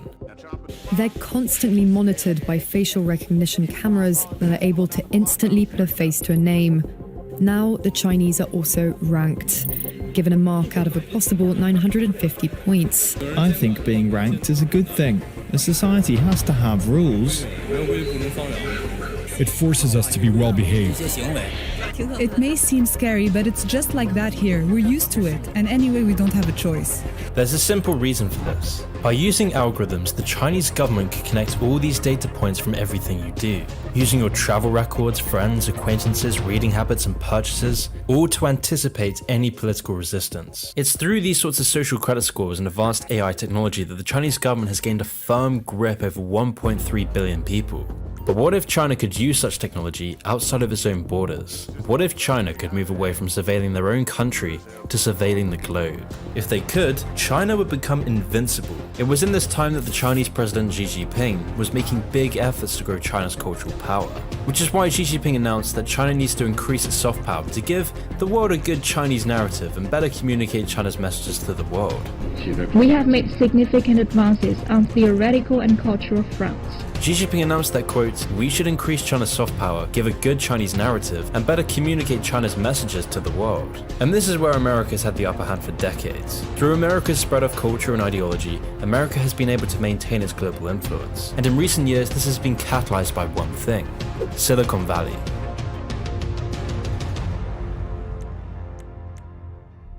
So how could Chinese tech companies possibly compete with Silicon Valley, where a tiny group of billion-dollar companies have almost monopolized the entire industry? If ByteDance were going to have any chance of competing, they would first need to create something groundbreaking. Something so advanced, so popular, so addictive, that people would have no choice but to download it. An app to control the hearts and minds of the global population. To take on such an enormous task, China would need to take this one step at a time. The first step was for Chinese tech companies like ByteDance and Tencent to start buying huge shares in social media sites. Sites like Reddit, Discord, and Snapchat, because this allowed companies like ByteDance to have a key role in company policy as a majority shareholder. But of course, buying shares in companies wasn't going to be enough. How could China create an app so addicting that it would outcompete every single social media site? To figure this out, they needed to test this technology in their own back door. So ByteDance's new venture would be with an app called Douyin, or in other words, the Chinese version of TikTok. ByteDance tested out Douyin to make sure the technology would be effective enough, and in less than a year, Douyin took over China, gaining enormous popularity, with 1 in 10 Chinese people having downloaded the app in less than a year. All because of this specially developed AI technology. It was now time for ByteDance to go global.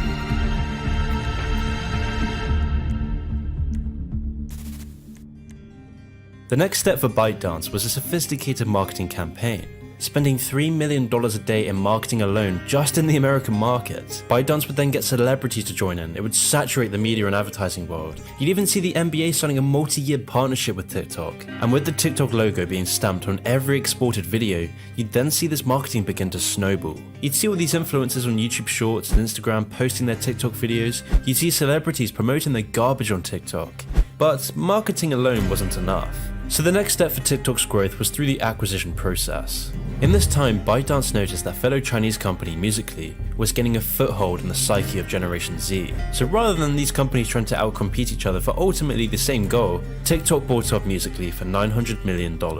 This allowed TikTok to utilize Musical.ly's core selling point, the ability to go viral. Musical.ly provided a platform with an algorithm that rewards content above all else. Anyone could post some content and go viral the next day. Because of that, Gen Z rushed to it, allured by the prospects of fame, attention, and quick dopamine hits, using its AI technology to learn how to create the most addictive user interface possible.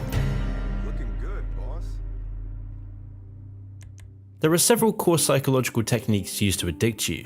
The first is short videos in and of themselves. Short, they're maybe 15 seconds or something like that, 15, 20 seconds, they're short videos.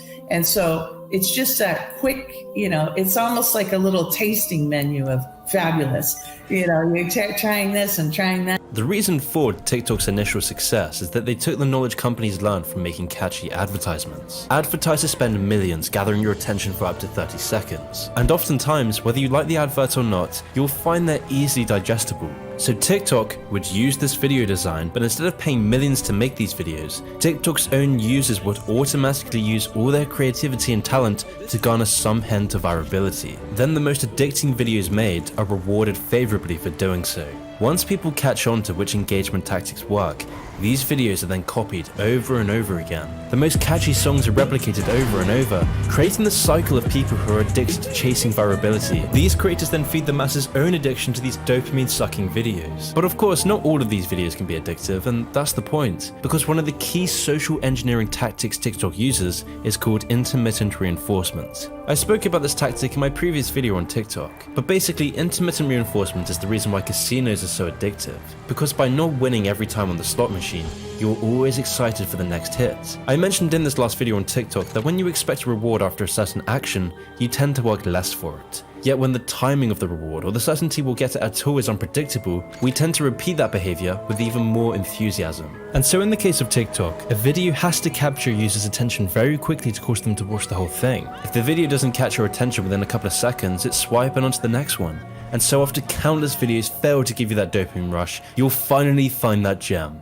The fact that you're watching this video means you are energetically aligned with me and Aquafarians, but you may know them as mermaids. And there are real consequences to this. TikTok's design is neurologically damaging. Researchers are only just beginning to understand this. Since Generation Z's infatuation with TikTok, our attention spans have dropped to the lowest levels in recorded history, with our attention spans becoming reduced to that of a goldfish. And it doesn't even stop there. The vertical scroll, which is what you have on Facebook, for example, you're scrolling up on the news feed.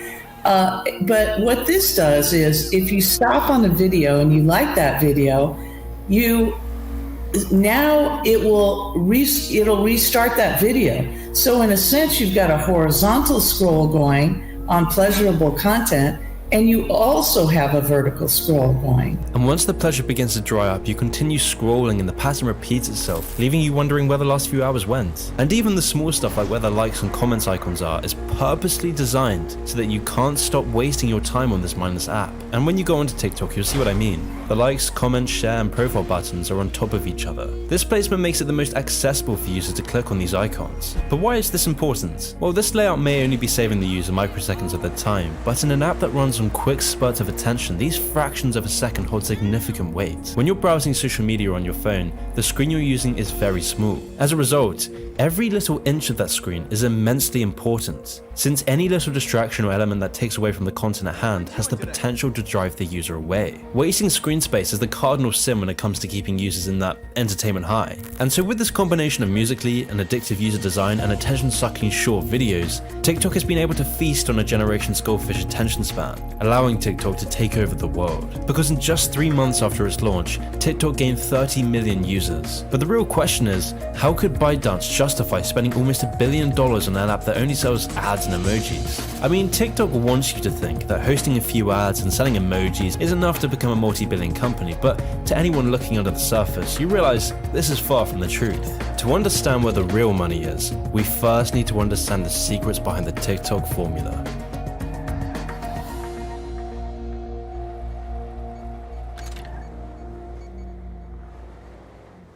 If China wanted TikTok to take over the globe, TikTok would need to tap into the human mind, not only through social engineering tactics, but also through their users' data. Because this is where the real money behind TikTok lies. This is why TikTok is now considered a cyber threat. And once again, it all comes back to the TikTok algorithm. Unlike Facebook, Netflix, Spotify, and YouTube, TikTok's algorithm goes one step further. Okay, has anyone else noticed that your For You page has been a little too accurate lately? It hasn't been things that I'll Google or I talk about. It's been thoughts. TikTok knows everything about us. But how does TikTok know which videos will addict you? Well, this all starts to become clear as soon as you begin reading TikTok's privacy page. A privacy page that literally admits to collecting as much data from you as possible. And what kind of data is TikTok collecting as it runs on our phones? A heck of a lot more than you would think. Images, of course, that users post. But TikTok also collects information about the messages that you send, about the apps that you use, the other apps on your phone. It collects the sites that you visit. It collects your search history. It collects your keystrokes. It collects your location data. It stores all of this and maybe lots more. And so using all of this data, TikTok understands you better than you understand yourself. It predicts your future behavior. It learns at every second what you want and what you will do. And no, this isn't like Google or Facebook stealing your data and selling off to advertisers. This information is being used to tap into your biological hardwiring and most importantly, to fund China's openly stated goal of world domination. Now this may sound a little extreme, it may sound exaggerated, but I promise you it's anything but. Chinese President Xi Jinping has a dream, a Chinese dream of global dominance.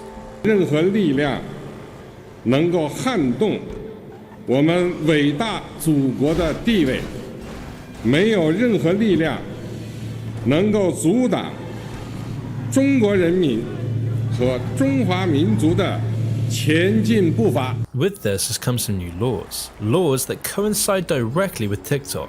Since China adopted the National Intelligence Law in 2017, all Chinese citizens and companies have been under a legal obligation to help the government gather intelligence, whilst also keeping any cooperation with the government a secret. And we also know that under Chinese law, TikTok, ByteDance, the parent, is required to share data with the Chinese Communist Party. Required to under Chinese law. That's not a matter of speculation. That's in the law. And it is required under Chinese law to share user data with Beijing.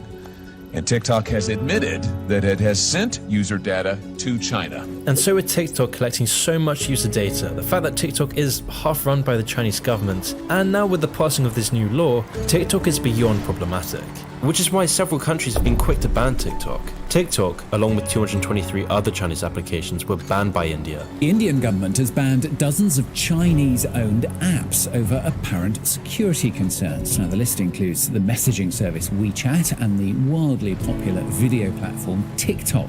The Indian government claimed this was because they were damaging to India's sovereignty, integrity, defense, security, and public order. And this is why Trump signed an order to ban TikTok. In the order, Trump said that there is credible evidence that leads him to believe that ByteDance might take action that threatens to impair the national security of the United States. But with America's heated politics, Joe Biden could let Trump have this legal victory and revoke Trump's ban on TikTok. Although it wouldn't take long for Biden to realize this was a huge mistake.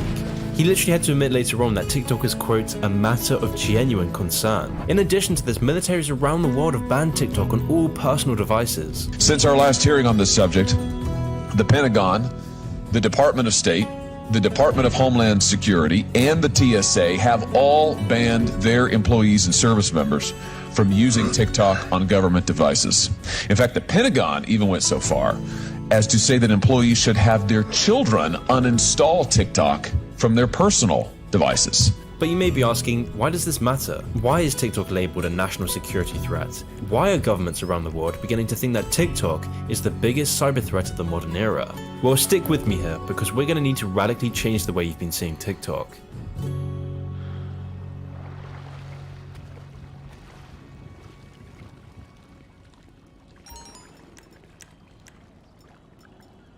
The day is coming when the politicians realize that these social media platforms are picking the next president, the next congressman. They're literally picking. This is where true power in the modern day lies, because the people who control the algorithms are the people rewiring your brain. They are controlling the spread of information, they program the culture, and with TikTok now being the most downloaded app for several consecutive years, the results are becoming apparent. I'm vaccinated, caffeinated, and freshly masturbated. On the Chinese version of TikTok, all videos seen as degenerate by the Chinese government are actively removed, and yet at the same time, the algorithm promotes videos of hardworking, everyday people sharing their life and work accomplishments. As you could expect, these videos are generally wholesome, upbeat, and positive, with there being a literal section on the Chinese TikTok called Positive Energy to promote the Communist Party. But in the West, TikTok promotes the exact opposite. On our version of TikTok, we're bombarded with endless insipid videos of girls shaking their ass to music, where we become obedient, placid consumers slumped open in front of screens. And this trend couldn't be better summed up with the rise of OnlyFans. In recent years, the rise of OnlyFans has been catalyzed by the wave of TikTok videos of OnlyFans models alluring desperate, atomized, lonely simps to fork over their hard-earned cash for a virtual girlfriend experience. Top OnlyFans creators have spoken out about how TikTok has enabled them to become these hyper-affluent online stars. So today, we are going to be going over how you can use TikTok to get OnlyFans subs, okay? I think we're all like the main people on OnlyFans are roughly earning the same, I think. At the moment, it's like $1 million a month. This phenomenon wouldn't be happening anywhere near as quickly if not for TikTok, where TikTok is catalyzing this wave of desperate simps to hand over the money to these people who influence their everyday lives. And this became very apparent when a Wall Street Journal investigation on TikTok found that when you said you were 13 years old and searched for OnlyFans on the app, the algorithm would bombard you with videos about adult entertainment and drugs. The power TikTok yields over the younger generations is becoming more and more apparent. People are starting to see that through TikTok's AI technology and sophisticated algorithms, TikTok is able to create trends that radically influence the lives of so many in Generation Z. And what's scary is that so many of TikTok's core audience are barely even adults. TikTok users are being influenced into emulating these trends that are highly toxic and polluting to society. But of course, these trends are manifesting things far worse than degenerate behavior. The spread of political disinformation and infiltration of Chinese propaganda is now a serious concern to all of us. This first became apparent on the Western version of TikTok when pro-Hong Kong posts, anti-CCP posts, pro-Tibet content, and anything spreading awareness of the persecution of Uyghur Muslims was all removed. And this concern takes a further serious turn in light of recent reports that Zhenyu Data, which has reported links to the Chinese military and intelligence networks, has collected personal details of about 2.4 million people outside of China, with pretty much all of this data being sourced from TikTok. The former editor of the Hong Kong Economic Journal wrote in a column that TikTok is reaching deep into offices and homes, shaping how Americans understand real-world events. He went on to explain that while China's move to establish physical footholds around the world was easy enough to recognize, China's quote soft power ambitions have been much less noticed until recently, where China is using highly developed AI technology and powerful algorithms to erode free speech and Western culture. It's for this reason why ByteDance has pledged to hire 10,000 sensors to identify and block anti-government content. Now, I already know that some of you will think I'm fear-mongering, but when you look into China's history and current political motives, you start to realize how daunting the situation truly is. China is also notorious for using its big tech companies to track and predict the behavior of its own citizens, as seen in this 60 Minutes report from last year. China's stated goal is to become the world leader in artificial intelligence by 2030. Senator Hawley fears China is doing the same thing here. Just last February, the Department of Justice charged 4 Chinese military hackers with stealing records from the credit reporting agency Equifax, affecting 145 million Americans, almost half the country. China has been caught hacking the second largest American health insurer, the agency that stores information about all government employees, even records from the Marriott hotel chain. Hawley says TikTok is just the friendly face of Chinese data harvesting. So what would the Chinese Communist Party do with all this information? Build dossiers, build files on every American who they can get their hands on. We could ask the same question about the Equifax breach. Why would the Chinese government be interested in the financial history of hundreds of millions of Americans? What are they going to do with that? Well, clearly, they thought it was very, very useful. But when you look at Xi Jinping's admiration for Mao, it all begins to make sense. During the Communist Revolution, Mao became infamous for conquering the countryside to capture the cities. This method was used not only for Mao's Communist Revolution, but also for Mao's dream of world domination, where the world's most developed countries were seen as the cities, and the world's less developed countries were the countryside. This is why in recent years, China has gained a strong foothold across Africa and the Middle East. And now the next frontier is to gain a strong foothold in the global culture. Because if you can control the culture, you control the population. And as Xi Jinping declared, it is time to, quote, dare to draw the shining sword. So while the West becomes addicted to TikTok, where the West has their attention spans reduced to that of a goldfish, where people can't go 5 minutes without checking their phone absorbed by TikTok degeneracy, where we are having our brains literally rewired, China is now training their youth to prepare for war. 压迫奴役我们，谁妄想这样干，必将在14多亿中国人民用血肉铸成的钢铁长城面前。 And today this process is being catalyzed by Xi Jinping's Rejuvenation of the Nation project, which entails the banning of effeminate sissy men on TV, banning excessive video game usage, teaching children Xi Jinping's school of thought, teaching children how to use military equipment, and having schools have distinct masculine and feminine school curriculums. And today, it is now mandatory for Chinese students to read The Art of War. And as you'd expect, this has come with rampant military propaganda.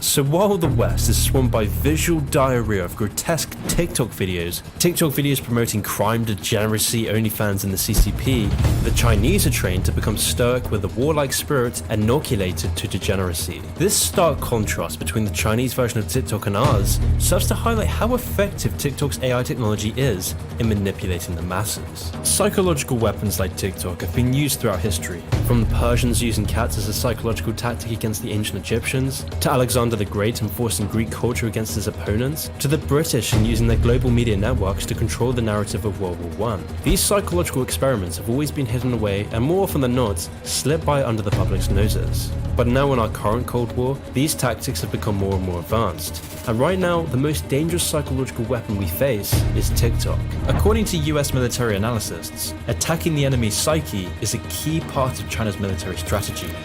The Chinese stratagems established by Sun Tzu in The Art of War was the foundation for this form of warfare, so it shouldn't be any surprise why The Art of War is mandatory reading. But then this all begs the question, why is China going to all of this effort? All the government employees, all the high-tech algorithms, all the social engineering, all the spying. Why is China so desperate to influence Western culture? Well, like all psychological weapons, there's only one reason for their usage: to destroy the enemy.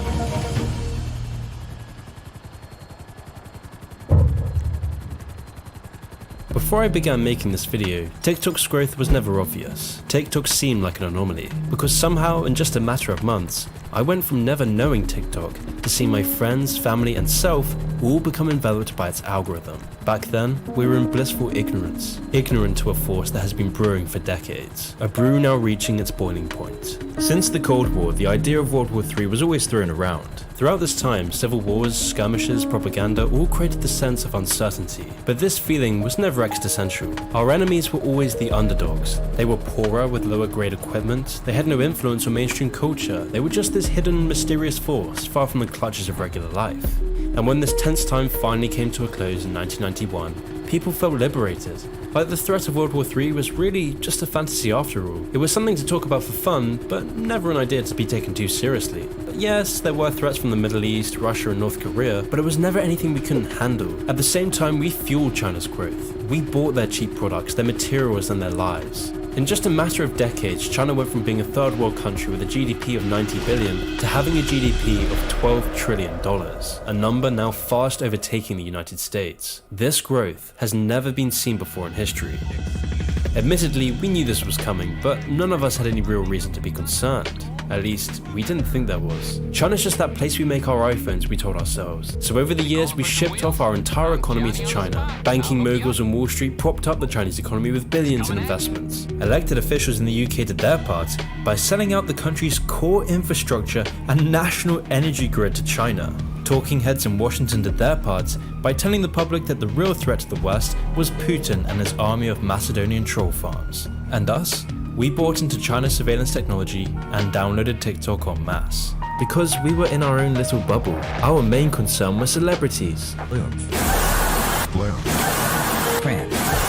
Political scandals. Orange man bad. Orange man bad. Orange man. Orange man. And cheap hedonistic pursuits.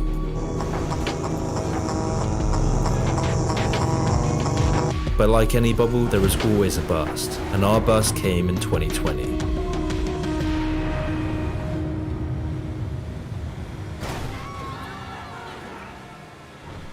From the very beginning, it was never about TikTok. TikTok is just a means to an end, a tool and an operation. All the TikTok dances, TikTok ads, all the lip syncing, it was a facade for something sinister, something greater, something known as the 2049 plan. Now, what does this entail? Well, as you can imagine, it's not something to be taken lightheartedly. China's push for world domination has been government policy for the last 50 years and is embodied within the Chinese spirit. For decades now, China has manipulated us into believing that China was just another capitalist state, dissolving its ideological ties to Marxism. But this couldn't be any further from the truth. China's intent has been to acquire as much money, physical power, and technological control as possible. And China has gained the money, China has gained the physical power, and now China is controlling technology. And so it's no coincidence that just in line with the 2049 plan, TikTok suddenly took over the psyche of millennials and Generation Z. And that's the genius behind all of this. China is engaging in a war and we didn't even realize we were a part of it. China is taking over the world economically. China is taking over the world militarily, secretly building up its army reserve. Top U.S. military officer General Mark Milley provided the first official U.S. confirmation of what he called a, quote, very concerning Chinese hypersonic weapons test that military experts say appears to show Beijing's pursuit of an Earth-orbiting system designed to evade American missile defenses. China's now got the largest navy and is training its youth to become warlike robots. China has infiltrated the West with countless spies that have slept with the heads of the national security. A bombshell new report says a suspected Chinese spy targeted California politicians. One of her biggest targets was Bay Area Representative Eric Swalwell. China is taking over the universities and schools across the West, and now China is taking over the culture. It took until 2020 when the bubble burst did we catch on to what was going on. We had been played. A sudden novel virus emerging from China, a sudden militarization of China's military, a sudden realization of the national security threat TikTok posed. We were finally confronted with the truth. It has taken until today when governments and elites are beginning to wake up to this dawning realization that World War III is no longer a fantasy. Our governments, having been hesitant to even consider the thought of banning TikTok, are now realizing the grave danger we are in. China is currently telling its military to prepare for war. China is taking foreign hostages within its own country. China is rapidly building up its military. China is developing AI technology never seen before in the West. And China is now not only engaging in skirmishes with our allies, but is now preparing for a full-blown war with Taiwan, sending over more than 150 fighter jets to surround Taiwan. As a last resort, our governments have joined a pact to begin countering China's preparation for war. But perhaps it's too late. With our society more divided than ever, with our politicians weaker than ever, with our youth more controlled than ever, when you connect all these dots, you start to realize where the real wealth behind TikTok lies. It lies in our addiction. It lies in our shortened attention spans. It lies in our own demise. TikTok allows China to gain vast sums of money from playing on our own psychology, promising you that dopamine hit, that dream, that attention, dangling it in front of you like a carrot on a stick, disguised as an innocent little app. But there are those of you that are concerned with what's going on, those of you who care about your privacy, those of you who care about your attention, those of you who understand the other side. And so to those of you who feel this way, I feel the need to remind you to delete TikTok. Because if we want a high quality future, we must reject our low quality present.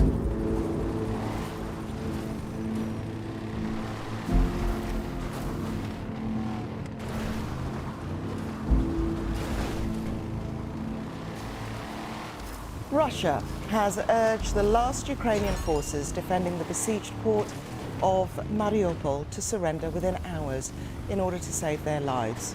The city has been under siege for weeks. Moscow has said that its troops have cleared resistance from the entire city, apart from a sprawling steelworks, while Ukraine say its naval units are preparing for a Russian landing operation in the area. Well, in a late-night address, President Zelensky accused Russia of deliberately trying to destroy Mariupol and everyone in it.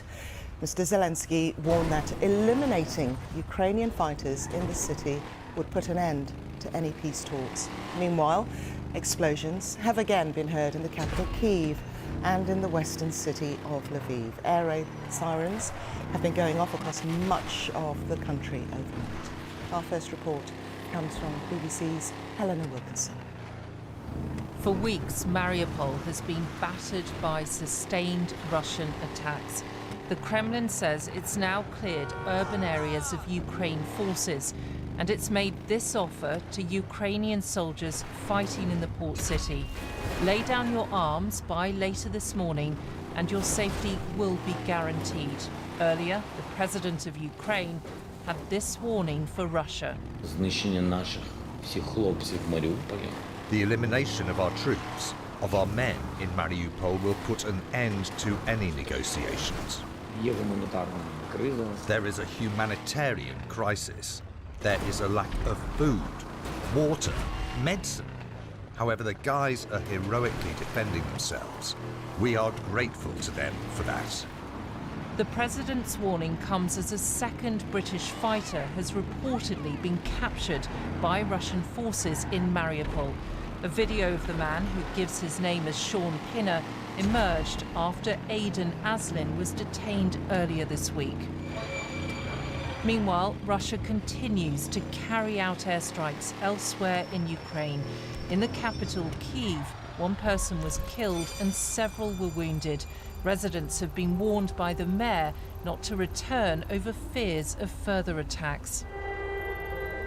Explosions were also reported in the western city of Lviv overnight, where air defences reportedly destroyed 4 Russian cruise missiles. Earlier this week, Russia's prized warship sunk in the Black Sea.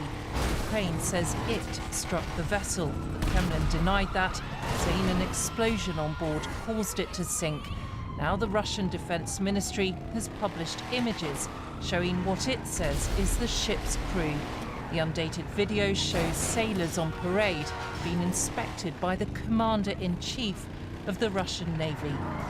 The focus today will be on what happens next in Mariupol.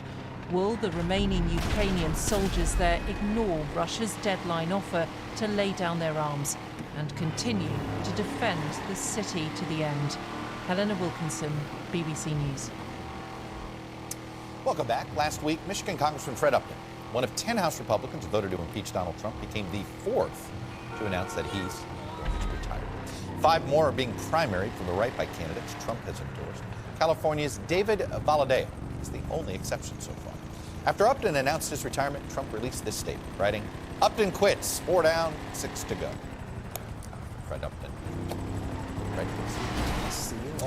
Let me start with what you told my colleague Vaughn Hilliard. You said, this is on March 30th, not that long ago, you said that the possibility of the perception of giving Trump a win by retiring was actually a motivator to run again. And yet, you decided not to run to give Trump a win. No, we didn't. I don't think we did. No, it would have been a doozy of a campaign. I would have loved it. I like campaigns.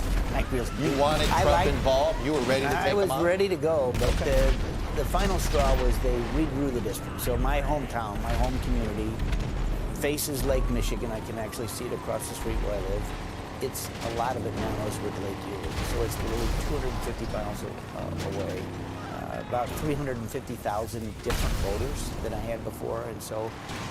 But that was the final. When you the test judges. drove the campaign, though.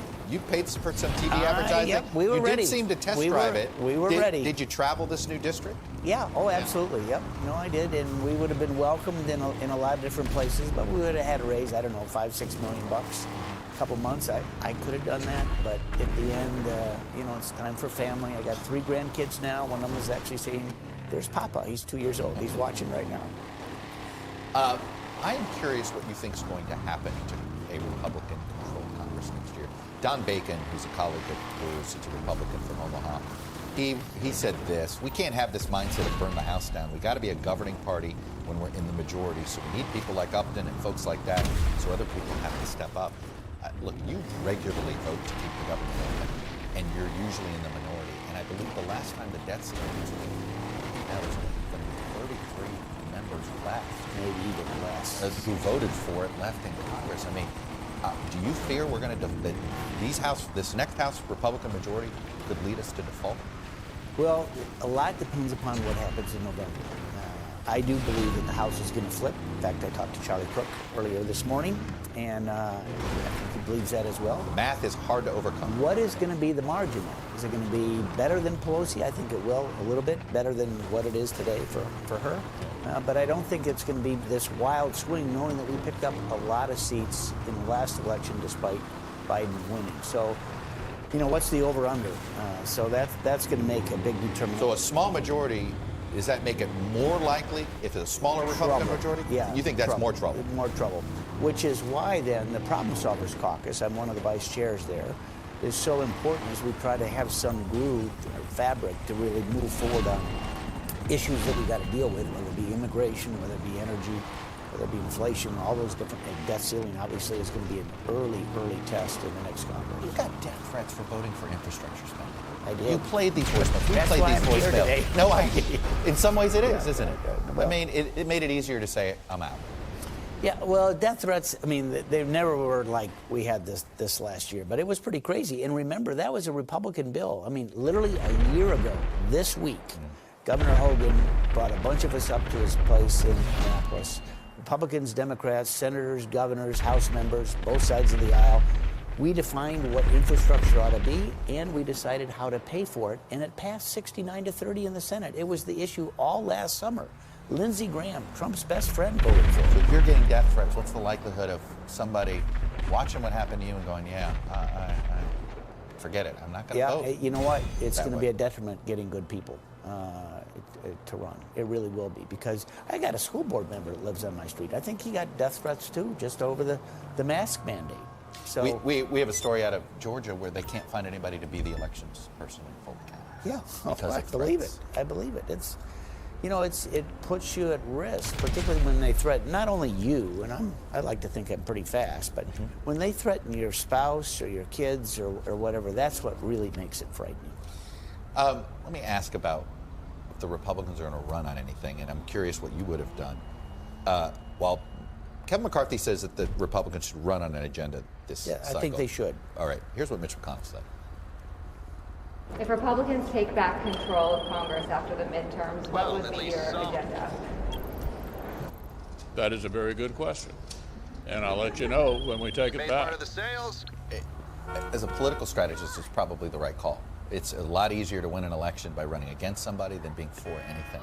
But isn't this what's wrong with our politics? Yeah, you have to be for something. And I think what Kevin has done, 8 or 9 different working groups and a whole bunch of different subjects, whether it be high tech or China or deficit or, you know, energy, is a good thing. And I was around. Remember, I was Newt's deputy whip, one of his deputy whips back in '94. That's when we came up with the contract with America. That was the huge effort. We didn't say we're going to necessarily pass them, but it was going to be an agenda item for the next 100 days. I didn't actually vote for all of them, but I signed the contract that we ought to have a debate, and some of them became law. Can Kevin McCarthy both represent you and Marjorie Taylor Greene? Can if he gets the margin. That's why this over-under number is so important. Are we going to be over or under 230? If it's under 230, you don't think he may not become speaker if it's under 230? It will be very hard to govern for Republicans if we're under 230, knowing that we've got the MTG element that's really not a part of a governing majority. We've had wild types of members of Congress since the history of this republic. Always have. Okay, but do you remember Jim Trafficant? Oh yeah, look, beam me up. Yeah. But Lauren Boebert and Marjorie Taylor Greene and Paul Gosar, is that a different element than you've ever seen before? I don't think we've had as many folks in that sort of wing of the party elected as we have before, but I think they're very popular back at home. Yeah. I mean, what does that tell you? What does that tell you about the Republican Party? Troubled waters, I guess you could say. And that's why the margin is going to be so, right now, look, Pelosi's got the votes, particularly with the use of the proxy vote. She's not going to lose a vote. And I don't think she really has in the last year and a half. We're not going to have proxy votes. Kevin has made that very clear. None of us want that to happen. And it was put in place really because of the COVID issue. But a lot determines on what that level is going to be. And I'll be watching you on in November. I don't mean to throw it very quickly at you. You were just in the region of Ukraine. Let me just a simple question.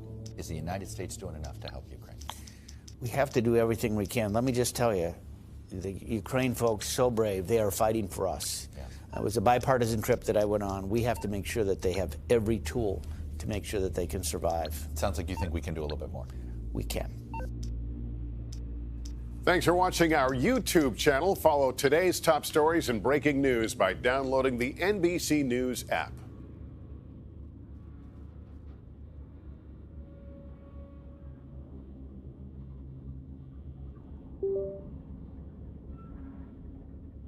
Ladies and gentlemen, welcome back to Starting Over Series Season 2, the only show on YouTube where we will try to keep GTA Online as pure as possible. Really? Really? An Oppressor Mark II in contact missions. And then you fucking destroyed the stuff. This man really just went in there. Blow up everything! And then he left. What is wrong with this guy? Oh, now I decided to do the right thing. Chat, I'm gonna do the right thing for everyone, alright? There we go. I've done everyone a favor. Now we wait. Problem solved. Mommy, he destroyed my oppressor. I was just trying to help, and it was an accident when I was spamming the fucking L1 button, and I didn't know what was going on, and it was just really trying to I didn't know how to play the game. It has auto aim, but I still have to use the oppressor. You know, something like that. Let me just do the hack in there. There we go. He's the most powerful hacker of all time. I'm pleased to say I've subscribed to GTMN Plus. Yes, subscribe to GTMN Plus today. You get wonderful benefits such as no ads, emotes, sub badges, and a whole heap of other things. I will even say your name before I go to sleep. Without looking at chat, is anyone mentioning about the... See, I like it. Old school, the buzzard. Though he seems to struggle quite heavily with how he's supposed to be using it, but details. But fear not, the trouble was worth it, because I had another $47,000 in the bank. Is this a new character? Could we interest you in the purchase of a GTA Plus membership? How about new, you crazy Dutch bastard? Oh, look at that. An invite to a casino heist. It is my lucky day indeed. It's not my lucky day. Hello and welcome to GTA Online Racing. And this one we're gonna be attempting to do a GTA race with a car that is not as much upgraded as probably everyone else. Can I win? Let's find out. And there you go. Haha! You guys got beat by rank 10, you all suck! He then called me the N-word because, of course. Okay. Yeah. I mean, finding a random job seems to be a good idea indeed. Yes. No Douglas aggressive approach to keycard time? Yes. I'm sorry, what? Ah! After this horrendous disappointment, it was time to start doing some time trials to heal my wounds and spec my bank account.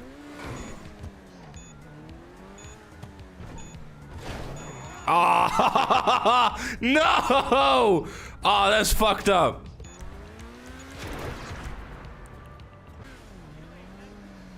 I don't know if you can hear me, but I'm just doing random stuff.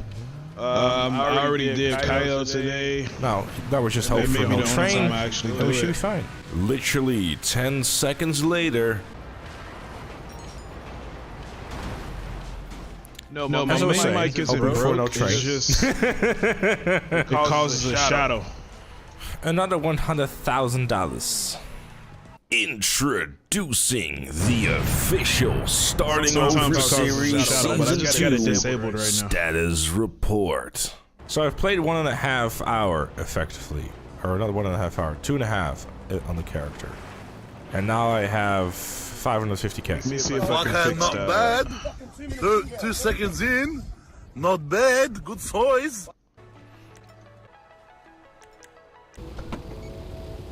Damn it!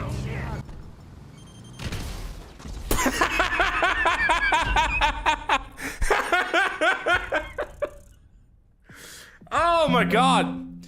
Wow! Cut! Maybe Cut! now, yeah. I think my webcam mic was on as well.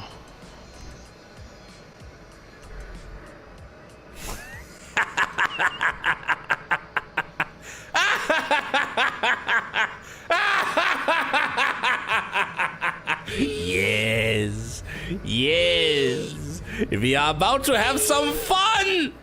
Yes. Oh, fucking randoms! Out! Get out of my team! Away! I am the one through holdout. You fucking doofuses! Get back to the attack team. Ladies and gentlemen, welcome to I Was in the Holdout It's just Team. another day. Easter is And just now, another day for me. A demonstration into waiting 20 seconds to then have it revealed to you that you are now on the attacker team. How's your and continuously you're going to get murdered. GTA Online team balancing. Why is it not always on to begin with? Drum roll, please. Am I an attacker now? Oh, not actually. Let's have some fun. Yeah.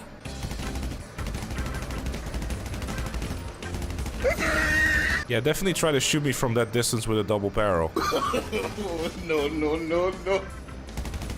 Yeah, nice one. You almost made it up.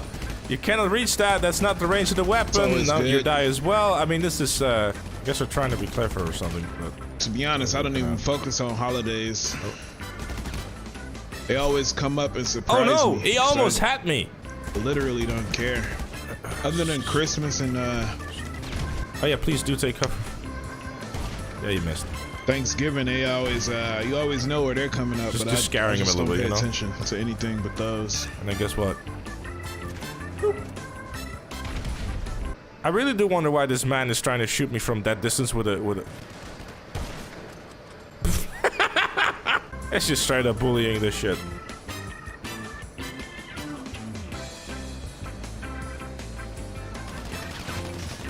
Ah, I wanted to give him a fair fight by using a shotgun as well. Wait, there's another round? Look, I'm making it more fair, chat, by using a shotgun. Alright, chat, what's this? Round 4. Yeah, it's really good.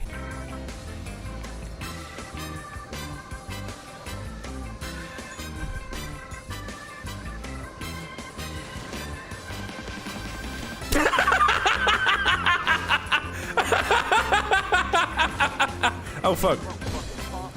Oh yeah, I never thought about that. All of the Western world don't have fuck me! Alright, fair enough. I got too comfortable. Match loser! Are you fucking serious? Oh come on! Are you fucking kidding me? Are you fucking kidding me? How did the fuck? Wow! The fucking guy on the enemy team, which was in my team for the entire time. That's some bullshit. I guess you could say Lamar was down. So I'll be back on later. Cheeky Cayo Heist. Never mind.